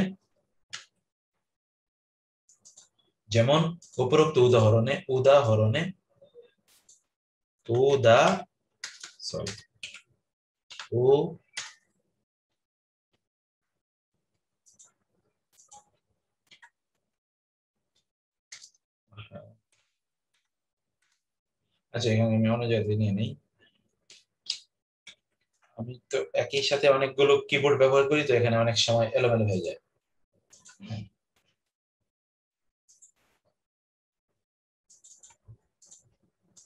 ওকে, এবার ইনশাআল্লাহ উপরোক্ত উদাহরণে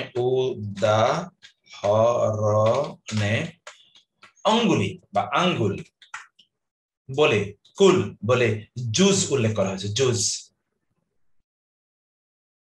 না মেহেদী ভাই, আরবি টার্মগুলো মনে রাখার প্রয়োজন নেই, তারপরে এগুলো কোরআনিক শব্দ, কুল্লুন কোরআনে আছে, জুজ উন কোরআনে আছে, সমস্যা নাই তো। ইহাকে আরবিতে যিকরুল কুল ওয়া ইরাদাতুল বাদ বলা হয়, ঠিক এই আগেরটার বিপরীত। এখানে বলেছেন যিকরুল বাদ ওয়া ইরাদাতুল কুল, এখানে যিকরুল কুল ওয়া ইরাদাতুল বাদ বলা হয় এটাকে আরবিতে। এই জাতীয় বক্তব্য হাইপার বোল এর অন্তর্ভুক্ত, যা দ্বারা উল্লেখিত বিষয়টিকে গুরুত্বপূর্ণ হিসেবে উল্লেখ করা হয়। কেন আপনি এই কথা বলেন, এটা বলার একটা কারণ আছে। হাইপার বোল এটাকে খুব গুরুত্বপূর্ণ হিসেবে উপস্থাপন করাটাই হলো এখানে মৌলিক ইস্যু, গুরুত্বপূর্ণ হিসেবে উপস্থাপন করাটাই এখানে মৌলিক ইস্যু। তারপরে আসেন চতুর্থ, আমরা কিন্তু তিনটা আলোচনা করে ফেলছি। চতুর্থ, এতেবারু মা কানা, এতেবারু মা কানা, মানে অতীতে যা ছিল সেইটাকে মাথায় রেখে শব্দ উল্লেখ করা।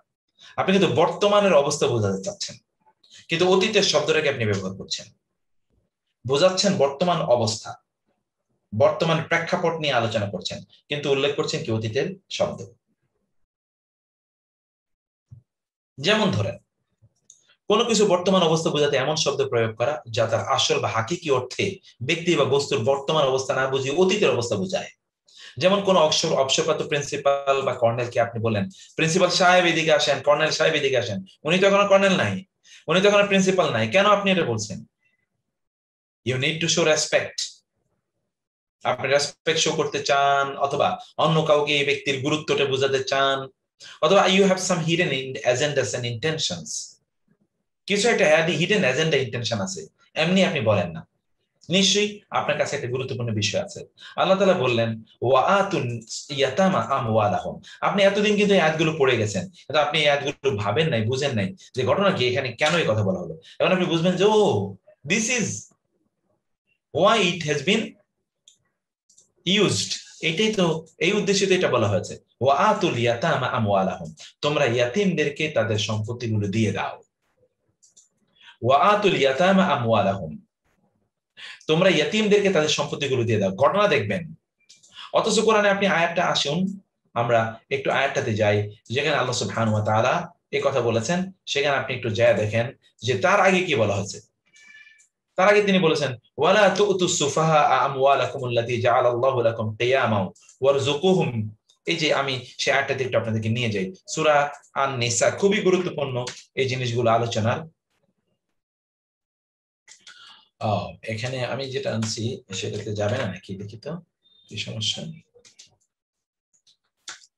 ওকে, এখানে দেখেন তো সূরাতুন নিসা, ওয়াআতুল ইয়াতামা, আর তোমরা ইয়াতীমদেরকে দাও, আমওয়ালাহুম, তাদের সম্পত্তিগুলো, ওয়ালা তাতাবাদদালুল খাবিসা বিত-তাইয়্যিব, এবং ভালোগুলো মন্দগুলোর সাথে ভালোগুলোকে মিলিয়ে ফেলো না। আরো পরে কি, এরপরে আরো আয়াত আছে, ওয়ালা তুতুস সুফাহা আমওয়ালাকুম, দেখেন ওয়ালা তুতু, আর তোমরা দিও না, আস-সুফাহা, এটা কিন্তু ইস্তেআরা, এই যে নির্বোধদেরকে। এখন আপনি বলবেন কি ব্যাপার, ওদেরকে নির্বোধ বলা হলো, ওরা কারা নির্বোধ? আসলে ইয়াতিম যারা এখনো, তারা এই যে পিউবার্টিতে আসেনি, পিউবার্টি মানে তারা এখনো বালেগ হয় নাই, ওরা তো সম্পদ যা পাবে এগুলো যেমনি মনে চায় এমনি ওরা সব নষ্ট করে ফেলবে। এই জন্য আল্লাহ সুবহানাহু ওয়া তাআলা সঠিক টার্মটি এখানে ব্যবহার করেছেন, ইস্তেআরা। আমওয়ালাকুম, তোমাদের সম্পদগুলো, আল্লাতী জাআলাল্লাহু লাকুম কিয়ামা, যেই সম্পদগুলো আল্লাহ সুবহানাহু ওয়া তাআলা এইগুলোর দায়িত্বশীল তোমাদেরকে বানিয়েছেন। এখানে আল্লাহ তাআলা নিষেধ করলেন তাদেরকে সম্পত্তিগুলো দিও না, কারণ তারা এখনো কি ইয়াতীম। আবার হঠাৎ করে তিনি এখানে বললেন ওয়াআতুল ইয়াতামা আমওয়ালাহুম, ইয়াতীমদেরকে তাদের সম্পত্তিগুলো দিয়ে দাও। তো ইয়াতীম অবস্থায় তো তিনি আগেই নিষেধ করলেন তাদেরকে সম্পত্তি না দিতে, এখন আবার কেন তিনি বলেন ইয়াতীমদেরকে তার সম্পত্তিগুলো দিয়ে দাও? আপনারা দেখেছেন, আমরা এখানে উল্লেখ করেছিলাম এতেবারু মা কানা, এতেবারু রিপ্রেজেন্টিং এ পাস্ট কন্ডিশন, তার অতীতের অবস্থাটা মাথায় রেখে শব্দটাকে উল্লেখ করা। এবং এটি কিন্তু এমনি উল্লেখ করা হয় নাই, এটা একটা কারণ আছে কেন এটা উল্লেখ করা হয়েছে। উপরের আয়াতটি রূপক অর্থবোধক, কারণ ইয়াতিম শব্দটি অপ্রাপ্ত বয়স্ক পিতৃহারা শিশুদের ক্ষেত্রে প্রযোজ্য। এটা আমি আবার লিটারেচারটা দিয়ে দিলাম, যে সন্তানদের বাবা মা মারা গিয়েছে, বাবা মারা গিয়েছে মা না, বাবা মারা গেলে ইয়াতিম হয়, মা মারা গেলে ইয়াতিম হয় না। বাবা মারা গিয়েছে কিন্তু এখনো তারা কি অপ্রাপ্ত বয়স্ক, প্রাপ্তবয়স্ক হলে আর ইয়াতিম থাকে না। যেই শব্দটি অপ্রাপ্ত বয়স্ক পিতৃহারা শিশুদের ক্ষেত্রে ব্যবহৃত হয়, কিন্তু তারা পরিণত বয়সে উপনীত হওয়ার পর তাদের কাছে তাদের সম্পদ ফিরিয়ে দিতে আদেশ করা হয়েছে। এর অর্থ হলো যখন তাদের কাছে সম্পদ ফেরত দেওয়া হবে তখন তারা আর ইয়াতিম থাকে না, তখন তো তারা আর ইয়াতিম না। তাহলে এখানে আল্লাহ তাআলা কেন বলেন ওয়াতুল ইয়াতামা? বলতেন আল্লাহ তাআলা ওয়াতুল আল্লাযিনা কানু ইয়াতামা, যারা আগে ইয়াতিম ছিল এখন তারা প্রাপ্ত বয়সে পৌঁছেছে, তাদেরকে তাদের সম্পত্তিগুলো এখন দিয়ে দাও, কারণ এখন তারা কি, এখন তারা প্রাপ্ত বয়সে পৌঁছেছে। তিনি এটা বলবেন, কিন্তু তিনি বললেন ওয়াতুল ইয়াতামা, অথচ তিনি নিষেধ করেছেন তাদেরকে সম্পদ না দিতে। এই আলোচনায় মাজাজকে, এখানে মাজাজ কে এতেবারু মা কানা বলা হয়। এক্ষেত্রে বর্তমান অবস্থার আলোচনায় অতীতের উপাদান গ্রহণ করা হয়েছে। কেন গ্রহণ করা হয়েছে? দুটো কারণে। বক্তব্যকে সংক্ষেপিত করার উদ্দেশ্যে, কারণ আমি যদি বলতাম, আল্লাহ যদি বলতেন যারা অতীতে এরা ইয়াতিম ছিল, এখন এদের বয়স হয়ে গিয়েছে, অতএব অতীতে যারা ইয়াতিম ছিল তোমরা তাদের তত্ত্বাবধায়ক ছিল, এখন তাদেরকে তাদের সম্পদ দিয়ে দাও, এত কথা বলার সময় কই। এই জন্য এক শব্দে এখন আপনি বুঝে নেন, কারণ এইটাই হচ্ছে ভাষার সবচেয়ে উচ্চমানের সাহিত্য, এর চেয়ে উচ্চ কোনো সাহিত্যই হতে পারে না। শব্দ বলছেন একটা, কিন্তু এর মধ্যে আপনি 10টা সেন্টেন্স বলে দিয়েছেন। শব্দ বললেন মাত্র একটা, কিন্তু 10টা সেন্টেন্সের এর মধ্যে ইমপ্লিকেশন আছে। বক্তব্যকে সংক্ষেপিত করার উদ্দেশ্যে এই পদ্ধতির ভাষণ ব্যবহার করা হয়। বর্তমানে আলোচনায় অতীতের উপাদান থাকার উদ্দেশ্য হচ্ছে তৎকালীন অবস্থার গুরুত্ব তুলে ধরা। খেয়াল করবেন, দিস ইজ ইম্পর্টেন্ট। এই অতীতের উপাদান কেন আনা হলো? অতীতের অবস্থাটার গুরুত্ব এখানে তুলে ধরে। যেমন এখানে ইয়াতিম শব্দটি উল্লেখ করার উদ্দেশ্য হলো ইয়াতিমদের অভিভাবকদের সতর্ক করে দেয়া, যেন তারা তাদের আল্লাহ প্রদত্ত অধিকার থেকে বঞ্চিত না করেন এই ইয়াতিমদেরকে। ইয়াতিমদের যেমন ধরেন ভাই মারা গেছে, তার ছেলেরা এবার ভাই মারা গেছে, এখন ছেলেরা ওইখানে আছে, মানে ভাতিজারা আছে বা ভাতিজিরা আছে। এখন বড় ভাই কি করলো অথবা অন্য ভাই কি করলো, ওই যে ভাই মারা গেছে তার সব সম্পদ দখল করে নিয়ে গেছে। বাংলাদেশে এরকম হাজার হাজার ঘটনা আছে। অথবা আত্মীয় স্বজনরা সব লুট খরচ করে নিয়ে যাওয়ার ইয়ে আছে। আল্লাহ তাআলা ইয়াতিম শব্দের উল্লেখ করে বললেন, ওরা বড় হয়ে গেলেও ওদেরকে যখন দেবে, ওদের ওই যে আগে যে ইয়াতিম ছিল ওই স্ট্যাটাসটা মনে রাখবা, কারণ তুমি তার অভিভাবক। অতএব তুমি তার আল্লাহ প্রদত্ত যে তার অধিকার থেকে তাকে বঞ্চিত করো না, এবং তাদের প্রতি ন্যায়ানুগ আচরণ করেন। যদিও তারা এখন আর ইয়াতিম নয়, এখন তারা আর ইয়াতিম নয়, কিন্তু ইয়াতিম শব্দটা কেন বলা হলো, উল্লেখ করা হলো যেন আপনার মাথায় এই দাগ কাটে, ও ইয়াতিম ছিল। অতএব তার প্রতি আমার দায়িত্ব ছিল, দায়িত্ব যেন সামান্যতম অবহেলাও না হয়। এতেবার ও মা কানা, এতেবার মানে বিবেচনায় আনা, মা কানা যা ছিল অতীতে, কানা এটা ফেল মাদি, অতীতের অবস্থাটাকে বিবেচনায় আনা। এতেবার ও মা কানা, অতীতের অবস্থাটাকে বিবেচনায় আনা। আরটা হলো এতেবার ও মা ইয়াকুন, ভবিষ্যতের অবস্থাকে বিবেচনায় আনা। অতীতের অবস্থাকে বিবেচনায় এনে একটা বক্তব্য দেয়া, আর হলো ভবিষ্যতের অবস্থাকে বিবেচনায় এনে বক্তব্য দেয়া। আপনি কথা বলতেছেন বর্তমানে, কিন্তু আলোচনা করতেছেন ভবিষ্যৎ নিয়ে। আলোচনা করছেন কি ভবিষ্যৎ, ভবিষ্যতের শব্দ আপনি উল্লেখ করছেন, প্রজেক্টিং এ ফিউচার। কোনো কিছুর বর্তমান অবস্থা বোঝাতে এমন শব্দ ব্যবহার করা যা তার আসল এবং হাকিকি অর্থে ব্যক্তি বা বস্তুর বর্তমান অবস্থা না বুঝিয়ে ভবিষ্যতের অবস্থা নির্দেশ করে। যেমন মেডিকেলের ছাত্রকে ডাক্তার বলে ডাকা, মাদ্রাসা শিক্ষার্থীকে মাওলানা সাহেব বলে ডাকা। ছাত্র হলো মেডিকেলের, ডাকলেন কি ডাক্তার সাহেব, এত এখনো ডাক্তার হয়নি, তুমি মাত্র ছাত্র। অথবা মাদ্রাসা ছাত্রকে আপনি কি বললেন, মাওলানা সাহেব এদিকে আসেন, ও তো এখন মাওলানা। আর যে কোরআন হেফজ করতে তাকে হাফিজ সাহেব এদিকে আসেন, ও তো হাফিজই হয়নি এখন। প্রজেক্টিং এ ফিউচার। আপনি কি উদ্দেশ্য বলেন আপনি হয়তো বুঝেনও না, এমনি বলেন, কিন্তু আল্লাহ তাআলা কেন বলেন সেটা কারণ আছে। যখন কোরআনে বলে তখন এটা বুঝতে হবে যে there is some reasons। যেমন সূরা নূহে अगेन, ইন্নাকা ইন তাদারহুম ইউদিল্লু ইবাদাকা ওয়া লা ইয়ালিদু ইল্লা ফাজিরান কাফারা। সূরা নূহে 80। সূরা নূহে আল্লাহ তাআলা বললেন, নূহ আলাইহিস সালাতু ওয়াস সালাম আল্লাহর কাছে অভিযোগ দিয়ে বললেন, ফরিয়াদ জানিয়ে বললেন যে হে আল্লাহ, আপনি এদেরকে এই যে এখানে দেখেন, قال نوح وقال نوح, নূহ বললেন, রব্বি আমার রব, লা তাযার আলাল আরদি, জমিনে রাইখেন না, মিনাল কাফিরিনা দাইয়ারা, কাফেরদেরকে ধ্বংস করে দেন, একটা কাফেরও জমিনে রাখেন না, সব ধ্বংস করে দেন। ইন্নাকা, যদি, নিশ্চয়ই আপনি, ইন যদি, তাযারহুম তাদেরকে ছেড়ে দেন জমিনে, ইউদিল্লু তারা পথভ্রষ্ট করবে, ইবাদাকা আপনার বান্দাদেরকে, ওয়ালা ইয়ালিদু আর তারা জন্ম দেবে না, ইল্লা, লা এবং ইল্লা এগুলো আমরা গ্রামারে একটু এখন অ্যাডভান্স কিছু গ্রামার আলোচনা করা শুরু করেছি না, এগুলো আলোচনা করব। লা এবং ইল্লা একে বলা হয় হসর। হসর মানে হলো যেটা মানে একেবারেই এটাকে আরো ন্যারো করা। লা ইয়ালিদু, they would not give birth except to those who are fajir and kaffar, or they would only give birth to these, they would only give birth, তারা কেবলই জন্ম দেবে, কোনো ভালো মানুষের জন্ম দেবে না, ওয়ালা ইয়ালিদু এবং তারা জন্ম দেবে না, ইল্লা ছাড়া, ফাজেরান পাপিষ্ঠ, কাফারা কাফের, ওরা যা জন্ম দেবে তারাও কাফের। আচ্ছা, আপনি কোনোদিন শুনছেন জন্ম হয়ে কোনো বাচ্চা কাফের হয়েছে? মানে কাফের অবস্থায় কেউ জন্ম নেয়? কোনোদিন তো কাফের অবস্থায় জন্ম নেয় না। কোনো মানুষ তো কাফের হয়ে জন্ম নেয় না, ও তো মুসলিম অবস্থায় জন্ম নেয়। হাদিসে এসেছে, কুল্লু মাউলুদিন ইউলাদু আলাল ফিতরা, প্রত্যেক মানব সন্তান সে ফিতরাতের উপর জন্ম নেয়। ফাআবাওয়াহু ইউহাউইদানিহি ওয়া ইউমাজ্জিসু ইউনাজ্জিসানিহি, তারপরে তার পিতা মাতা তাকে ইহুদি খ্রিস্টান, অগ্নি পূজক, মূর্তি পূজক ইত্যাদি বানায়। তাহলে আল্লাহ তাআলা যে নূহ যে বললেন ওয়ালা ইয়ালিদু ইল্লা ফাজিরান কাফারা, তারা ফাজির এবং কাফের এগুলোকে তারা জন্ম দেবে। তারা জন্ম দেবে কাকে? ফাজির, ফুজুর। ফাআলহামাহা ফুজুরাহা ওয়া তাকওয়াহা, পাপিষ্ঠ, কাফারা কাফের, চরম কাফের, কাফেরকে ওরা জন্ম দেবে। তো এখানে আসলে কাহিনীটা কি? দেখেন এতেবারু মা ইয়াকুনু, ভবিষ্যতে কি হবে সেটা এখানে উল্লেখ করে নিয়ে আসা হয়েছে। নূহ আলাইহিস সালাম, আপনি যদি এখানে দেখেন উপরোক্ত আয়াতটি রূপক অর্থবোধক, কারণ কোন শিশু অবিশ্বাসী ও সীমালঙ্ঘনকারী হিসেবে জন্মগ্রহণ করে না। তবে নূহ আলাইহিস সালাম তার উম্মতের অসংখ্য প্রজন্মের, কারণ তিনি 1000 বছর বেঁচে ছিলেন, নমুনা দেখে বুঝতে পারলেন যে ঘটনাটা এরকমই ঘটবে, ওদের যা জন্ম নিতে তা এগুলোই হচ্ছে। এই ধরনের মাজাজকে এতেবারু মা ইয়াকুনু বলা হয়। এতেবারু মা কানা না, এতেবারু মা ইয়াকুনু, ভবিষ্যতের অভিক্ষেপ। এই জাতীয় বক্তব্যের উদ্দেশ্য হচ্ছে কথাকে সংক্ষেপিত করা, এর আগে যেটা আমরা বলছি ব্রেভিটি। তবে এখানে বক্তব্যের বিষয়বস্তুর নিশ্চয়তা এবং এর বিপরীতে যে হবেই না সেটাই বোঝানোর উদ্দেশ্য। মানে যা বলছি তাই হবে, এর বাইরে কিছুই হবে না, এইটা বোঝানোর জন্যই ভবিষ্যতের বক্তব্যটাকে বর্তমান হিসেবে উল্লেখ করা,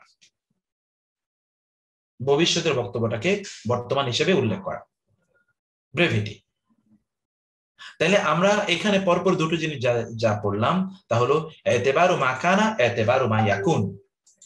এতেবারু মা কানা, এতেবারু মা ইয়াকুন, যা অতীতে হয়েছে এবং যা ভবিষ্যতে হবে সে দুটোকে কনসিডারেশনে এনে এই বক্তব্যটি উপস্থাপন করা।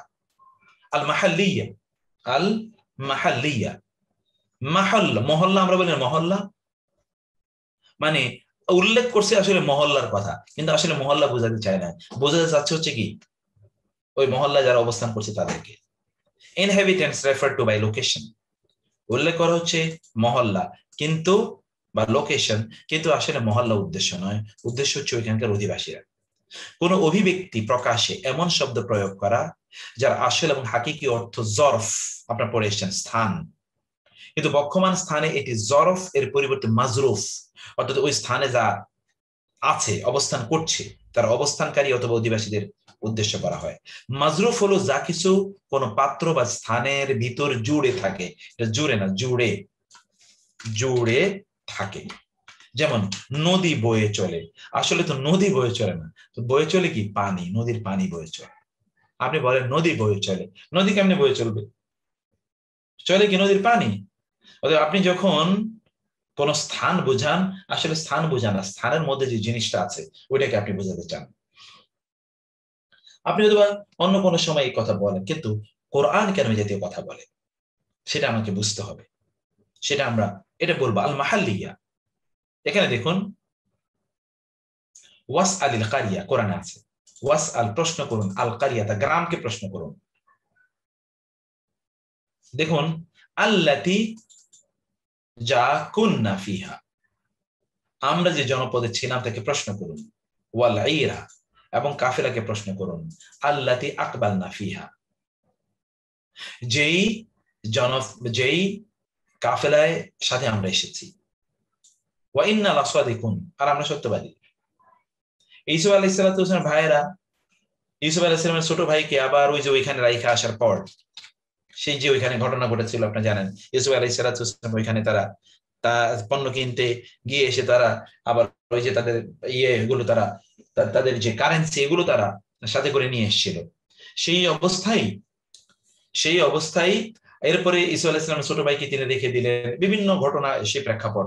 তারপরে বাবার কাছে আসলে বাবা বললো তোমরা এটা কি বলছো, কি করছো, আমার ছেলে কই, এক ছেলেরে তোমরা এখন একবার হারায় ফেলাইছো, আরেক ছেলেরে তোমরা কি করলা। তখন তারা বললো ওয়াস আলিল কারিয়াত আল্লাতী কুন্না ফিহা, আমরা যেখানে গেছিলাম ওই এলাকারে জিজ্ঞেস করেন। এলাকারে গ্রামের জিজ্ঞেস করলে কি হবে, গ্রাম কি বলবে, গ্রাম কি কথা বলতে জানে নাকি। তাহলে এখানে গ্রাম বলতে ওই জনপদের অধিবাসীদেরকে বোঝানো হয়েছে। কেন এটা বলা হয়, কেন এটা বলা হয় সেটা আমরা আলোচনা করছি। উপরোক্ত আয়াতটিকে রূপক ভাষা হিসেবে বিবেচনা করা হয়, কারণ সম্মিলিত ব্যক্তিদেরকে আক্ষরিক করতে কোন শহরকে জিজ্ঞেস করতে বলা হয়নি, কারণ উক্ত শহর উত্তর দিতে পারবে না, বরং তাদেরকে বলা হয়েছে শহরের লোকদেরকে জিজ্ঞেস করতে। এই উদাহরণের জায়গাটি তার বাসিন্দাদের বোঝাতে ব্যবহৃত হয়েছে। এই ধরনের মাজাজকে আল মাহাল্লিয়া বলা হয়, কারণ এখানে জায়গাটি তার বাসিন্দাদের প্রতিনিধিত্ব করতে ব্যবহৃত হচ্ছে। এই জাতীয় বক্তব্য সাধারণত সংক্ষেপিত করার উদ্দেশ্যে ব্যবহৃত হয়, এগুলো ব্যক্তি কেন্দ্রিক না হয়ে সামগ্রিক হয়ে থাকে। এগুলো কোনো ব্যক্তি না, এগুলো সাকসিংক্ট, খুব কম কথা বলার জন্য। আর কোরআন তো কম কথা বলে, এত ব্যাপক কথা কোরআন বলে না। এটা সাকসিংক্টলি কোনো ইস্যুকে উপস্থাপন করার জন্য ব্যবহার করা হয়, কোন ইস্যুকে সাকসিংক্টলি উপস্থাপন করার জন্য, এবং এখানে একটা অস্থিরতা আছে, এই অস্থিরতাটা বোঝানোর জন্য। এটা হলো আল মাহাল্লিয়া, মহল্লা। এটা হলো আল হালিয়া। হালিয়া মানে হলো কোন একটা অবস্থা বোঝাচ্ছে। এটা তো বোঝাচ্ছে কি মহল্লা, স্থান বোঝাচ্ছে। স্থান বোঝে স্থানের মধ্যে যারা আছে তাকে বোঝায়। আর এখানে হলো কোন একটা অবস্থা বোঝাচ্ছে। কিন্তু অবস্থা বুঝিয়ে বোঝাচ্ছে অবস্থা, কিন্তু অবস্থা না বুঝিয়ে আসলে স্থানকে নির্দেশ করবে। বোঝাচ্ছে আইডিয়া, কিন্তু এটা আসলে আইডিয়াকে না বুঝিয়ে এটি ওই স্থান অথবা ওই বস্তুকে বুঝাবে। বোঝাবে আইডিয়া, কিন্তু মানে এখানে উল্লেখ করবে আইডিয়াকে। আইডিয়া মানে হলো কোন অবস্থা, হাল, হাল অবস্থা উল্লেখ করবে, কিন্তু অবস্থা উল্লেখ করে বোঝাবে আসলে মূল উপাদানটাকে। যেমন ধরুন আমরা বাংলায় বলি, এখানে মাজরুফ উল্লেখ করা হয়েছে, কিন্তু মাজরুফ বলে জরফ, জরফ মানে হলো স্থান, জরফ এখানে উল্লেখ করা হবে। যেমন ধরুন সে নেশা খায়। আচ্ছা, নেশা কি খায় নাকি, বা সে নেশা করে? নেশা খায় কেমনে? সে তো নেশাগ্রস্ত হয়। এখানে আসলে সে নেশা খায় না, বরং মদ বা মাদক দ্রব্য খায়। মাদক দ্রব্য খেয়ে সে নেশাগ্রস্ত হয়ে যায়, কিন্তু আমরা বলি সে নেশা খায়। নেশাখোর, নেশাখোর কেমনে হয়? নেশা তো এটা একটা অবস্থা, এটা আবার খোর হয় কিভাবে? কিন্তু শব্দটি বলি নেশাখোর, আসলে নেশাখোর নয়, নেশাগ্রস্ত হয় ওই জিনিসটি খাওয়ার পর। টেবিল থেকে শরবত নিয়ে আসো, টেবিল থেকে তো শরবত আনে না, আনবে হলে শরবতের গ্লাস। শরবত কিভাবে আনবে? হাতে করে আনবে? তা তো না, আনবে হলে শরবতের গ্লাস। কিন্তু আমরা বলি টেবিল থেকে শরবতটি নিয়ে আসুন। আমরা এখানে উল্লেখ করি কি?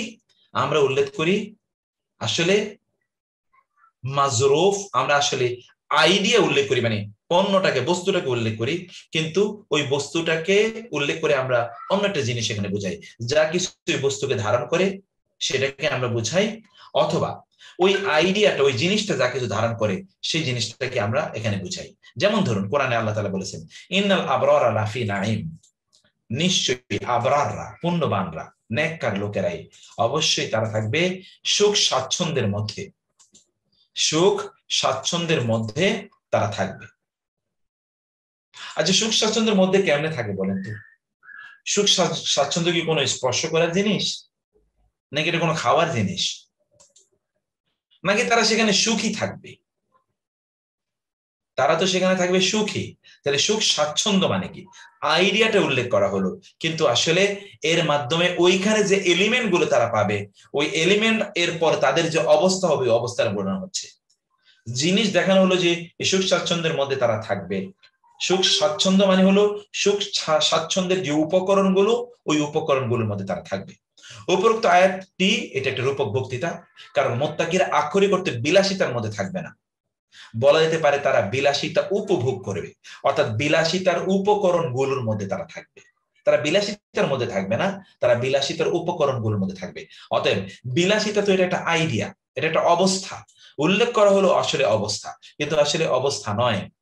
উল্লেখ করা হয়েছে অবস্থা, কিন্তু ওই অবস্থার জন্য যা উপকরণ আছে, উপকরণগুলো মূলত এখানে লক্ষ্য উদ্দেশ্য। এই জাতীয় মাজাজকে আল হালিয়া বলা হয়।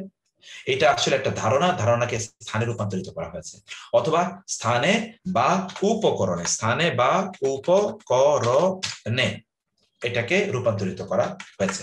এই জাতীয় বক্তব্য হাইপার বোলের অন্তর্ভুক্ত, যা দ্বারা উল্লেখিত বিষয়টিকে গুরুত্বপূর্ণ, আকর্ষণীয় হিসেবে উপস্থাপন করা উদ্দেশ্য। কারণ মুত্তাকিগণ জান্নাতে বিলাসিতায় থাকবে, মানে হচ্ছে বিলাসিতার কারণে একজন ব্যক্তি সুখী থাকে, পরিতৃপ্ত থাকে, এটাই মূলত এখানে উদ্দেশ্য। যে তারা যে প্রচন্ড সুখে থাকবে, পরিতৃপ্ত থাকবে, এটা বোঝানোর জন্য আমরা বিলাসিতায় থাকবে, সুখ সমৃদ্ধিতে তারা থাকবে, এটাই এখানে বোঝানোর উদ্দেশ্য। আমরা এখন এখানে দুটো আয়াত, এখানে আমরা টোটাল বিষয়টাকে আমরা তাহলে কি বলেছি বলুন তো? টোটাল আমরা বিষয় বলেছি মাজাজ মানে হলো এটি মূল শব্দের যে মূল অর্থ আছে, মানে তার যে লিটারাল মিনিং, এটাকে গ্রহণ না করে ফিগারেটিভ মিনিং গ্রহণ করা। ফিগারেটিভ অর্থাৎ তার রূপক অর্থ গ্রহণ করা। এই রূপক অর্থ গ্রহণ করা হয় বিভিন্ন কারণে, সে কারণগুলো আমরা এখানে বিভিন্নভাবে উল্লেখ করেছি। এই জাতীয় উপকরণ প্রায় 28টি আছে, যেই কারণে রূপক অর্থ গ্রহণ করা 28টি উপকরণ আছে। তাহলে আপনি চিন্তা করে দেখেন, কোরআনের তাফসির করা, কোরআন বোঝার জন্য, কোরআন থেকে মূলনীতি বের করার জন্য কত কিছু লাগে। এমনিতে নাহলে বের করা যায় না। এত কিছুর জ্ঞান একজন ব্যক্তির প্রয়োজন হয় যদি তিনি কোরআন থেকে তিনি মূলনীতি তিনি গ্রহণ করতে চান। এত কিছুর উপকরণ সেখানে লাগে। একটু গরম করে, এত কিছুর উপকরণ সেখানে কোরআন বোঝার জন্য লাগে। তো ফলে আমরা এখানে বলেছি যে আপনার টোটাল এই মাজাজের জন্য টোটাল 28টি উপকরণ প্রয়োজন হয়। মাজাজ বলেছি আমরা দুই প্রকার, একটা হলো মাজাজ আল আকলি, আল মুরসাল, আল মাজাজ আল আকলি। আমরা আল মাজাজ আল মুরসাল নিয়ে আলোচনা করছি, আল মাজাজ আল আকলি আমাদের পরের আলোচনা, আগামী লেকচার। আল মাজাজ আল মুরসাল এর মানে আমরা বলেছিলাম যেটা হচ্ছে মূল অর্থ গ্রহণ না করে বরং এটা রূপক অর্থ গ্রহণ করা। এটি অনেক প্রকার, যেমন একটা হলো আল মুসাব্বিবা, অর্থাৎ এখানে কারণ উল্লেখ করা হলো, কারণ উল্লেখ করে কারণের মাধ্যমে যা ঘটে, যেমন গাড়ি দ্রুত চালিয়েছে এর জন্য অ্যাক্সিডেন্ট হয়েছে, গাড়ি দ্রুত চালিয়েছে, এই দ্রুত চালিয়েছে এটা হলো কারণ, অ্যাক্সিডেন্ট হলো তার ঘটনা, পরবর্তী ঘটনা। অতএব এখানে কারণটা উল্লেখ করা হলো ঘটনাটা ইঙ্গিত করার জন্য, অথবা ঘটনাটা উল্লেখ করা হলো কারণটা ইঙ্গিত করার জন্য। ঘটনাটা উল্লেখ করা হলো, কারণটা উল্লেখ করা হয়নি, কারণ ওই ঘটনাটা এখানে প্রচন্ড গুরুত্বপূর্ণ। ওকে, যেমন এখানে আমরা বলেছি যে কোরআনে আল্লাহ তাআলা বলেন আসমান থেকে তিনি রিজিক নাজিল করেন। কেন তিনি রিজিক, তিনি পানির কথা কেন বললেন না? কারণ রিজিক আসমান থেকে আসে, এই অনুভূতি যেন আপনার তৈরি হয়, আপনাকে বারবার আল্লাহর কাছে চাইতে হবে, আল্লাহ তুমি আমাকে রিজিক দাও। আসমানের দিকে আপনাকে অভিমুখ করে সেটা বলতে হবে যে আল্লাহ তুমি আমাকে রিজিক দাও। আসমানের প্রতি অভিমুখী হয়ে আপনাকে আল্লাহর কাছে চাওয়া রিজিক, এই অনুভূতি আপনার মধ্যে তৈরি করে দেওয়ার জন্যই এই জাতীয় বিষয়টা তৈরি হয়। 2 নম্বর আল জুজ উল্লেখ করা হলো সংক্ষিপ্ত জিনিস, কিন্তু পুরাটাকে বোঝানো হবে। এটা এই জন্য যে সংক্ষিপ্ত বা যে ছোট অংশটাকে উল্লেখ করা হলো, একটা পার্ট উল্লেখ করা হলো, ওই পার্টটি ওই হুলের মধ্যে সবচেয়ে গুরুত্বপূর্ণ। এটা হলো ইঞ্জিন, এই জন্য এটা গুরুত্বপূর্ণ, এটা লোকোমেটিভ, এই জন্য এটা উল্লেখ করা হচ্ছে। যেমন ইয়া মারিয়াম উখনুতি লিরাব্বিকি ওয়াসজুদি ওয়ারকাই মাস রাকিন, হে মারিয়াম তুমি রবের জন্য তুমি রবের জন্য তুমি কি করো? অনুগত হও, সিজদা করো এবং রুকুকারীদের সাথে রুকু করো। এখানে আসলে সালাতের মধ্যে রুকু এবং সিজদা এটি সবচেয়ে গুরুত্বপূর্ণ, সেজন্য আল্লাহ এটি উল্লেখ করেছেন। আসলে এর মানে হচ্ছে সালাত। 3 নম্বর হচ্ছে গোটা পুরো জিনিসটা উল্লেখ করা হচ্ছে, কিন্তু এখানে পুরোটা উল্লেখ করা হলে উদ্দেশ্য হলো আসলে অর্ধেক অথবা কিছু অংশ বোঝানো। যেমন কাফেরদের অবস্থা বর্ণনা করতে গিয়ে আল্লাহ তাআলা বলেছেন যে তারা মৃত্যু থেকে বাঁচার জন্য, অথবা তারা নবীর দাওয়াত যেন তাদের কানে না ঢুকে, এই জন্য তারা তাদের কানের মধ্যে আঙ্গুল ঢুকিয়ে দেয়। অর্থাৎ তারা সত্য বিমুখতা বোঝানোর জন্য, অথবা কাফেররা তাদের পরিস্থিতি এতটা ক্যান্সারাস ডিজিজের মতো, যে এত ভয়ঙ্কর যে তার মৃত্যু একেবারে সামনে, সে নিশ্চিত ভাবে দেখতে পাচ্ছে। অতএব এই ব্যক্তি প্রাণপণে যেভাবে বাঁচার জন্য চেষ্টা করে, এরও তাদের আঙ্গুল মনের জন্য কানের মধ্যে ঢুকিয়ে দেবে বাঁচার জন্য। অবস্থাটা এইরকম। এটি বোঝানোর জন্য কখনো এরকম অবস্থা ব্যবহার করা হয়। এতেবার মাকানা অতীতের অবস্থাটাকে উল্লেখ করা হচ্ছে, বর্তমান প্রেক্ষাপটে আলোচনা করার জন্য অতীতের অবস্থা উল্লেখ করা হয়। কারণ হচ্ছে এখানে এই ব্যক্তির প্রতি আপনার দায়িত্ব কি, অথবা অতীতের ওই ঘটনাটি বর্তমান প্রেক্ষাপট বোঝার জন্য প্রচন্ড গুরুত্বপূর্ণ, এই জন্য অতীতের বিষয়টাই এখানে উল্লেখ করা হয়েছে। অথচ অতীতের আলোচনা কিন্তু এখানে নাই। যেমন ইয়াতিমদেরকে তাদের সম্পদগুলো বুঝিয়ে দাও। আসলে ইয়াতিমকে সম্পদ দেওয়া যায় না, ও শুধুমাত্র পরিণত বয়সে পৌঁছলেই তাকে সম্পদ দেওয়া যায়, আর পরিণত বয়সে পৌঁছলে সে আর ইয়াতিম থাকে না। কিন্তু তার সম্পদ দেওয়ার প্রশ্ন যেহেতু এখানে এসছে, এই জন্য আল্লাহ তাআলা ইয়াতিম শব্দই উল্লেখ করলেন, যেহেতু তার সম্পদ তাকে বুঝিয়ে দেওয়ার প্রশ্ন এসছে। অতএব এখনো যখন তাকে দেবে, এখনো তোমাকে মনে করতে হবে ওই এখন ইয়াতিম আছে এবং তুমি তার অভিভাবক। অর্থাৎ আল্লাহ প্রদত্ত তোমার দায়িত্ব আছে এবং আল্লাহ প্রদত্ত তার অধিকার আছে। You should never violate this God given rights and responsibilities. এতেবারু মা এখনো ভবিষ্যতে যা হবে তা বিবেচনায় নিয়ে এসে কোন বক্তব্য দেয়া। আপনি কিন্তু বর্তমান অবস্থার বক্তব্য দিচ্ছেন না, আপনি ভবিষ্যতের চিন্তায় আপনি এমন কিছু বক্তব্য দিচ্ছেন। যেমন নূহ আলাইহিস সালাম বলেছেন যে আল্লাহ এদেরকে আপনি জমিনে এরকম কাফেরদেরকে আপনি রাখবেন না, যদি রাখেন তাহলে ওরা শুধুমাত্র কাফের এবং পাপিষ্ঠদেরকে ওরা জন্ম দেবে। আসলে মানুষ তো কাফের এবং পাপিষ্ঠ জন্ম নেয় না, বাবা মায় বানায়। তার মানে ভবিষ্যতে ওরা এরকম হবে, সেটি আল্লাহ সুবহানাহু ওয়া তাআলা সেটাই নূহ আলাইহিস সালাম জানিয়ে দিলেন। এবং নূহ আলাইহিস সালাম এটা বুঝলেন, এতেবারু মা ইয়াকুনু, এটা তিনি এই প্রেক্ষাপটে কেন তিনি নিলেন? কারণ অতীতের তার অভিজ্ঞতা থেকে তিনি এটি দেখেছেন। আল মাহাল্লিয়া, কোথাও কোথাও স্থান উল্লেখ করা হয়, কিন্তু আসলে স্থানকে বোঝানোর উদ্দেশ্য নয়, উদ্দেশ্য ওই স্থানে যারা বসবাস করে তাদেরকে বোঝানো।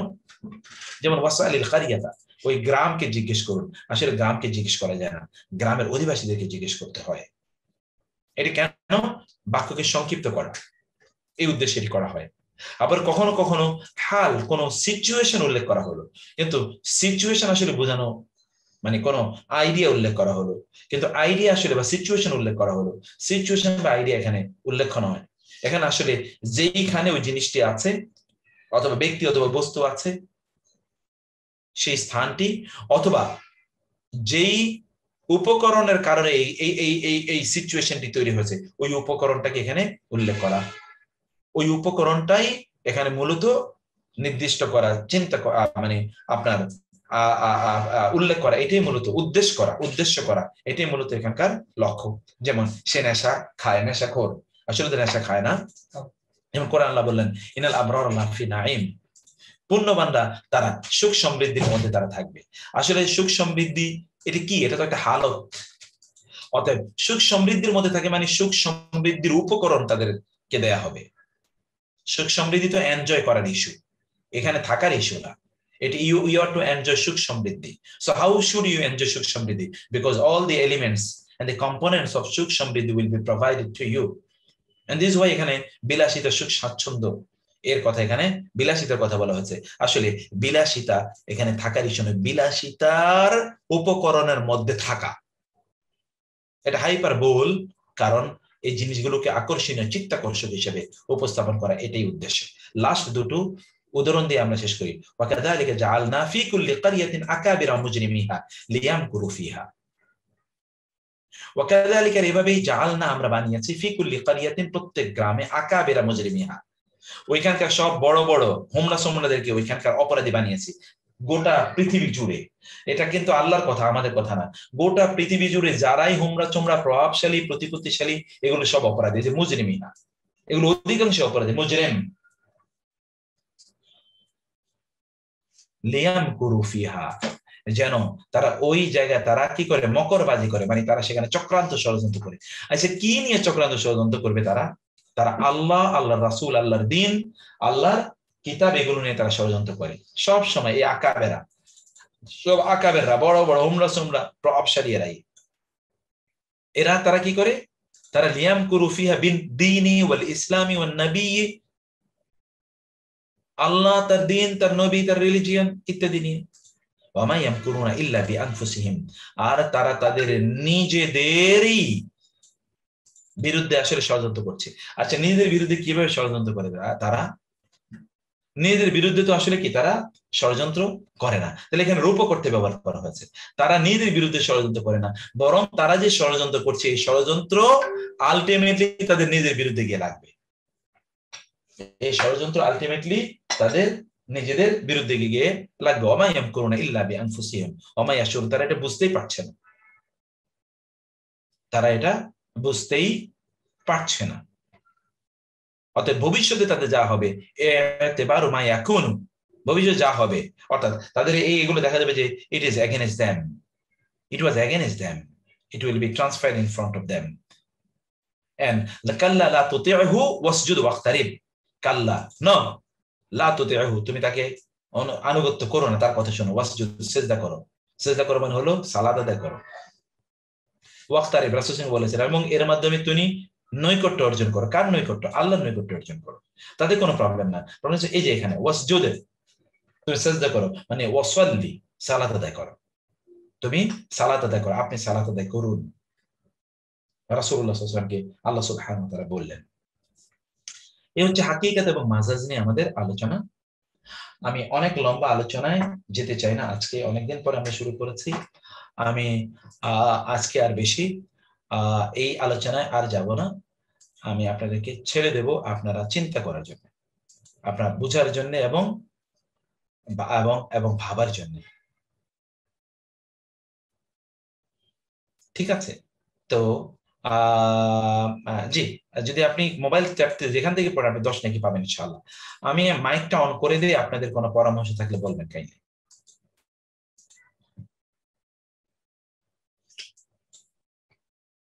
মাইকটা অন করে দিলাম। কারো কোনো পরামর্শ আছে আমাদের? স্যার সাবজেক্টটা খুব সুন্দর, কিন্তু এই নামগুলো মনে রাখা বড় জটিল। আস্তে আস্তে মনে থাকবে, মনে থাকবে। খুব চমৎকার একটা আলোচনা ছিল। বকর ভাই স্যার, বকর ভাই তো স্যার যে সবগুলো পারে ভালো, এই জন্য বকর ভাই বলতেছে, আমরা তো অনেক বুঝতে পারতেছি না স্যার। না না, আমি আপনার কথাটাই বলছি যে নামগুলো মনে রাখা বড় জটিল। না ঠিক আছে। আসসালামু আলাইকুম। আমরা সবার কি মূলনীতি, এত কিছু উপকরণ, এগুলো কি সবার জানা দরকার? সবাই কি জানা সম্ভব? এই তো না জানলে না, সবার জানা সম্ভব না, সবার জানার প্রয়োজন নাই, কিন্তু আপনাদের জানা দরকার। আপনারা তো 200 কোটি লোকের মধ্যে আপনারা 200 কোটি লোক সারা পৃথিবীতে। বাংলাদেশে প্রায় 20,000 মানে কি বলে 20 কোটি মানুষ আছে, প্রায় 18-19 কোটি। এর মধ্যে যদি 16 কোটিও মুসলমান হয়, তাহলে 16 কোটির মধ্যে মাত্র 200 জন এখানে পড়তে এসে। কিন্তু আমাদের থেকে আপনার মতন 200 জন থাকলে ভালো হতো, আমাদের মতন না। ইনশাআল্লাহ। আসসালামু আলাইকুম স্যার। আপনাকে তো স্যারের মতো বানানো হচ্ছে, সুতরাং আপনি তো স্যারের মতো হইতে হবে। ইনশাআল্লাহ ইনশাআল্লাহ ইনশাআল্লাহ, অবশ্যই ইনশাআল্লাহ ইনশাআল্লাহ। আমরা চলি না, চলতে থাকেন, দেখেন না ইনশাআল্লাহ। এটা তো লম্বা দিন। হ্যাঁ ইনশাআল্লাহ হয়ে যাবে।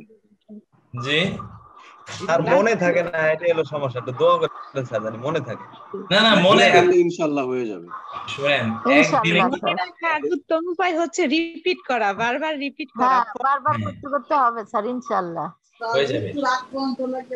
আসলে স্যারের মুখে শুনতে খুব ভালো লাগে, কিন্তু আমরা যখন বোঝার চেষ্টা করি তখন আমরা ভালো বুঝতে পারি না, কিন্তু স্যার যখন বলেন তখন এত মজা লাগে, মনে হয় শুনতেই থাকি। খুব ভালো লাগে শুনতে। আপনি যখন বলেন মনে হয় সবই বুঝি, কিন্তু যখন পরে পড়তে যায় তখন অনেকটা খাপছাড়া লাগে স্যার। না, এইটা হ্যাঁ জি, এইটা এরকমই, সিস্টেমটা এরকম। এবং কোন একটা সময় এটা তো গ্র্যাজুয়ালি, এটা একটা বিশাল বড় ওশান, এটা বিশাল বড় একটা সমুদ্র। ধীরে ধীরে ধীরে ধীরেই মূলত আমাদেরকে এখানে আগাতে হবে, ধীরে ধীরে ধীরে ধীরে। কোনো টেনশন করার কোনো কারণ নেই। আমরা জি এই লেকচারগুলো আজকে দিলেন, আমরা এক সপ্তাহ পড়ার পর স্যার নেক্সট সপ্তাহ যদি প্রথম দিকে এটা আবার একটু আলোচনা করেন, তাহলে আমার মনে হয় আমাদের উপকৃত হবো। ওকে, এমনি সাধারণত তো আমি আরেকটা ক্লাস শুরু করার আগে আগের ক্লাস নিয়ে কিছু আলোচনা করি, আবার এটার আবার সামারি করবো আমরা নেক্সট ক্লাস, সামারি করে তারপরে সামনে আগাবো ইনশাআল্লাহ। আসসালামু আলাইকুম স্যার। পুরাটা সামারি করলে ভালো হয়। আসসালামু আলাইকুম। ওয়ালাইকুম আসসালাম। জি বিলকিস আপা। উস্তাদ মানে ওই যে আমার মনে হয় যে আমরা বুঝতে পারতাম যে আরকানটা বলিয়া, যেমন মুসাব্বা বিহি, যে আদাতুত তাসবিহ, ওযুহুত তাসবিহ, জি আমরা করিয়া বললে মনে হয় আমরা বুঝতে পারতাম আসলে। ও এখানে তো ওগুলো নাই আপা, এগুলো তো, এটা তো তাসবিহ না, এটা তো মাজাজ, অতএব এখানে তো ওগুলো নাই। আবার তাসবিহ। আসসালামু আলাইকুম। ওয়ালাইকুম আসসালাম। জি আসসালামু আলাইকুম স্যার। এটা কি স্যার পুরো একেবারে ইংলিশ লিটারেচার যে এগুলো আছে, মানে লিটারেরি টার্ম, এটা কি বালাগা ফাসাহা পুরাটা এরকম? হ্যাঁ, ইংলিশ লিটারেচার যে লিটারেরি টার্মস গুলো যেগুলো আছে, এটা বালাগা ফাসাহা কি সেম এরকমই কিনা সবগুলো? এরকমই। এই জন্যই তো অনেক, হ্যাঁ এরকম। এই জন্য আচ্ছা ঠিক আছে, এটাই স্যার। মাদ্রাসার ব্যাকগ্রাউন্ড নেই, আমরা কি এগুলি পারবো? কেন পারবেন না? এই যে পারতেছেন, এখানে মাদ্রাসার ব্যাকগ্রাউন্ডের কেউ নাই, এখানে মাদ্রাসার ব্যাকগ্রাউন্ডে 2-1 জন ছাড়া আর কেউ নেই, টেনশন করে কোনো কারণ নেই। আমাদের গ্রুপ স্টুডেন্ট আছে যারা মাদ্রাসার ব্যাকগ্রাউন্ড নাই, তো এগুলি পারে অনেক। না না, এগুলো কিচ্ছু না। শোন, আমাদের যেটা মৌলিক বিষয় সেটা হলো যে আপনি এইটা বালাগা ফাসাহাটা কেন আমরা নিয়ে আসলাম, এটা যে কোরআনের একটু গভীরে, ভাষা জ্ঞানের চেয়ে আপনি একটু গভীরে যান, একটু থিঙ্কিং এর জায়গায় যান। আল্লাহ তো ওই কথা বলছেন, আফালা ইয়াতাদাব্বারুনাল কোরআন, তারা কি কোরআন নিয়ে গভীরভাবে চিন্তা করবে না? আম আলা কুলুবিন আকফালুহা, নাকি তাদের অন্তর তালাবদ্ধ করে দেওয়া হয়েছে? অথবা এটা গভীরভাবে চিন্তা করার জন্যই মূলত ওই জায়গায় আপনাদেরকে একটু টেস্ট দেয়া। আর এই শব্দগুলো যেগুলো এখানে টার্ম আছে, এই টার্মটা আপনি নতুন শুনছেন দেখে আপনার মনে থাকে না। ডাক্তারি টার্ম যদি আপনাকে বলা হয়, আমাকে বলা হয়, আপনাকে বললে আপনি সেই মুখস্থ করতে পারবেন, কিন্তু আমি তো জীবনে মুখস্থ করতে পারবো না, কারণ আমি চেষ্টা করি না। কিন্তু আমি আবার 1 সপ্তাহ চেষ্টা করলে আমি মুখস্থ করতে পারবো। সেইটাই আমাদেরকে, এই টার্মগুলো আমরা আগে শুনিনি, এই জন্য আমাদের কাছে এখন হঠাৎ করে জটিল মনে হচ্ছে। কিন্তু এটা প্র্যাকটিস করতে হবে। গাড়ির কয়টা পার্সেন্ট নাম, আমি এখনো তো গাড়ির পার্সেন্ট অধিকাংশ নামই জানি না, কারণ আমি ওইদিকে কনসেন্ট্রেট করি নাই। এখন আপনি তো সব পার্সেন্ট নাম জানেন, এইটা কোনো ইস্যু না। ইস্যু হলো যে আমাদেরকে এই জায়গায় লেগে থাকতে হবে, এবং এই লেগে থাকাটা যদি আপনার থাকেন, ইনশাআল্লাহ there will be time যখন আপনি দেখবেন things are so easy, এবং আপনি you will start getting ইনশাআল্লাহ best। এই জিনিসটা ইউনুসু ভুল করছে আর এটা ভুল করছে, এই সিদ্দিক মাস্টার ভুল করছে ইনশাআল্লাহ। তো আমার মনে আজকে আর আপনাদের আজ কোনো আর আপনাদের সময় নষ্ট করতে চাই না। আপনারা থাকুন, এবং আমি এগুলোকে আরো সহজ করার জন্য আরো কি করা যায় সেগুলো আমি দেখবো ইনশাআল্লাহ। আসসালামু আলাইকুম স্যার। জি আসসালামু আলাইকুম স্যার। স্যার আমি পুরো জিনিসটাকে যেটুকু জামারি করছিলাম, আমি টিআরবি 385 এখান থেকে আমি 2 মিনিট সময় নিতে যাচ্ছিলাম আর কি। যে এখানে আমি যা বুঝতে পারছি সেটা হলো 1 নম্বরটা আপনি আলোচনা করছেন সবব এবং ফল, যা দ্বারা আপনি বুঝাচ্ছেন যে প্রচুর বৃষ্টিপাত, আসলে অনেক মেঘ দ্বারা আপনি প্রচুর বৃষ্টিপাত বুঝাইছেন। 2 নম্বর যেটা বুঝেছেন সেটা হলো জুজ এবং কুল, সিজদা রুকু দিয়ে পুরো সালাদটাকে বোঝানো হয়েছে, বলা হয়েছে সংক্ষিপ্ত কিন্তু বোঝানো হয়েছে কুলকে, মানে বিস্তারিতকে। 3 নম্বরে আপনি যেটা উল্লেখ করছেন সেটা হলো বলছে কুল কিন্তু বোঝানো হয়েছে জুজকে, যেমন আসাবাহু দ্বারা কানে আঙ্গুল ঢুকানো, মানে কানে তো আর আঙ্গুল ঢুকানো যায় না, সেখানে বোঝানো হয়েছে কানের অগ্রভাগ দিয়ে রাসূলের কথা যাতে না শুনে সে ঢুকিয়ে রাখতেন। 4 নম্বর আপনি যেটা বলছিলেন সেটা হচ্ছে অতীতের বিষয় উল্লেখ করে বর্তমান বিষয়কে গুরুত্ব বুঝাইছে, যেমন ইয়াতিমদের মাল বুঝিয়ে দেওয়া। ইয়াতিমদের মাল, তারা তখন আর ইয়াতিম থাকে না, যখন তার বাচ্চা কোনো একটা পিতা মারা যায় তারপরে ইয়াতিম থাকে, কিন্তু সেই ছেলে যখন বড় হয়ে যায় তখন আর সে ইয়াতিম থাকে না। কিন্তু যখন তাকে মাল বুঝিয়ে দিতে হবে তখন সে যেন একজন ইয়াতিমকে মাল বুঝিয়ে দিচ্ছে, এতে তার প্রতি যে দায়িত্ব বোধ সেটাকে বুঝিয়েছেন। সেটা দ্বারা অতীতের বিষয়কে উল্লেখ করে বর্তমানে যে সে ইয়াতিম নাই কিন্তু তারপরেও তাকে ইয়াতিম হিসাবে আমরা কনসিডার করছি, এটাকে বোঝানো হয়েছে। 5 নম্বরে আপনি যেটা বলছিলেন সেটা হলো ভবিষ্যতের বক্তব্য, সেটা অতীতে দিয়ে, যেমন নূহ আলাইহিস সালাম বলছিলেন যে কাফের ও পাপিষ্ঠ জন্ম দিবে, তার মানে ভবিষ্যতে দিবে, কিন্তু আমরা বর্তমানে সেটাকে উল্লেখ করে দিচ্ছি যাতে করে তারা ভবিষ্যতে এটা হতে পারবে, এরকম হবে যে তারা পাপিষ্ঠ জন্ম দিবে, এটাকে বুঝাতে, মানে ভবিষ্যতে। 6 নম্বর আপনি যেটা বুঝেছিলেন যে একটা স্থানকে উল্লেখ করে দিয়েছিলেন যাতে এই গ্রামের অধিবাসীদের বুঝাতে, এটা আসলে একটা সিচুয়েশন বা আইডিয়াকে উদ্দেশ্য করাই, যেমন সে নেশা খায়, আসলে নেশা খাওয়া যায় না, এটা হচ্ছে একটা স্থান বা স্থান বা একটা সিচুয়েশনকে উল্লেখ করে। এছাড়াও আপনি একটা বলছিলেন যে সমৃদ্ধি, জি, যেমন তারা জান্নাতে সুখ স্বাচ্ছন্দ্যের মধ্যে থাকবে, আসলে সুখ স্বাচ্ছন্দ্যের মধ্যে থাকা যায় না, এটা একটা বিলাসিতা বুঝাইছে। 7 নম্বর আপনি যেটা বুঝেছিলেন যে ক্ষমতাধরদেরকে অপরাধী বানিয়েছে আল্লাহ সুবহানাহু ওয়া তাআলা নিজেই, যেখানে বড় বড় দেশে দেখা যাচ্ছে যে প্রেসিডেন্ট বা বড় বড় যারা ক্ষমতাধর তারা এই সাধারণত অপরাধী চক্রে জড়িত। এখান থেকে আপনি বুঝেছিলেন যে অ্যাকচুয়ালি তারা নিজেদের মধ্যে মকর যেটা করে, কিন্তু তার মকর মানে কৌশল যেটা করে দুনিয়াতে টাকা পয়সা বাড়ানোর জন্য তাদের, কিন্তু এটা মূলত তাদের বিরুদ্ধেই যায়, অথচ তারা বুঝতে পারে না। তার এইটা 8 নম্বরে আপনি যেটা বুঝেছিলেন যে লা তুসজিদুনা, মানে তোমরা তার আজ্ঞাবহ, এটা আমি বুঝিনি, খালি 8 নম্বরটা আমি বুঝিনি। না ওয়াসজুদ ওয়াক্তারিব, লা তুতিহু, তুমি তার অনুসরণ করো না, রাসূলকে বলা হয়েছে ওয়াসজুদ ওয়াক্তারিব, বরং তুমি রুকু করো, মানে সিজদা করো, এর মাধ্যমে আল্লাহর নিকটবর্তী হও। মানে রুকু তার আদেশ পালন করো, অথচ সিজদা করো, এই জিনিসটা আসলে একটু সিজদা মানে সালাত, এর আগে আমরা যেটা বলেছি, ও মানে আমরা সালাত পড়ি কিন্তু মনে মনে তাকে মানি না, এরকম বুঝাচ্ছিল। না এটা হলো পরিপূর্ণ সালাত।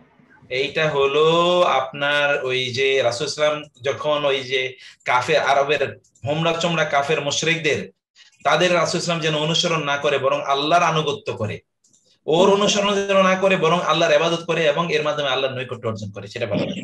জি আলহামদুলিল্লাহ। আপনি অনুসরণ করেন না, আপনি বরং সালাত আদায় করুন। ও জি আচ্ছা, তাহলে আমিও কিন্তু মাদ্রাসা ব্যাকগ্রাউন্ড না, কিন্তু আমরা যেহেতু আপনাদের মাত্র আমি নিজেও কল্পনা করতে পারছি না যে আমরা আরবির মতো একটা ভাষা যেটা কোরআন সমাজের মধ্যে সবচেয়ে ডিফিকাল্ট ভাষা আর কি পৃথিবীর মধ্যে, এটাকে মাত্র কয়েক মাসের মধ্যে বা 6 মাস বা 1 বছরের মধ্যে আমরা এতটা অগ্রগতি অর্জন করছি। এটা আসলে আল্লাহ সুবহানাহু ওয়া তাআলার পক্ষ থেকে আমাদের প্রতি একটা বিশেষ রহমত আর কি। তো সেটা ঘাবড়াবার কোনো কারণই নেই, কারণ আমি যদি পারি মাদ্রাসার ব্যাকগ্রাউন্ড না হয়ে, তাহলে আপনারা কেন পারবেন না? সেটাই ছিল আমার। ইনশাআল্লাহ। আসসালামু আলাইকুম। সাদুল্লাহ স্যার, থ্যাংক ইউ, আপনি অনেক ভালো বলছেন। Thank you. জাযাকাল্লাহ জাযাকাল্লাহ জাযাকাল্লাহ খাইরান।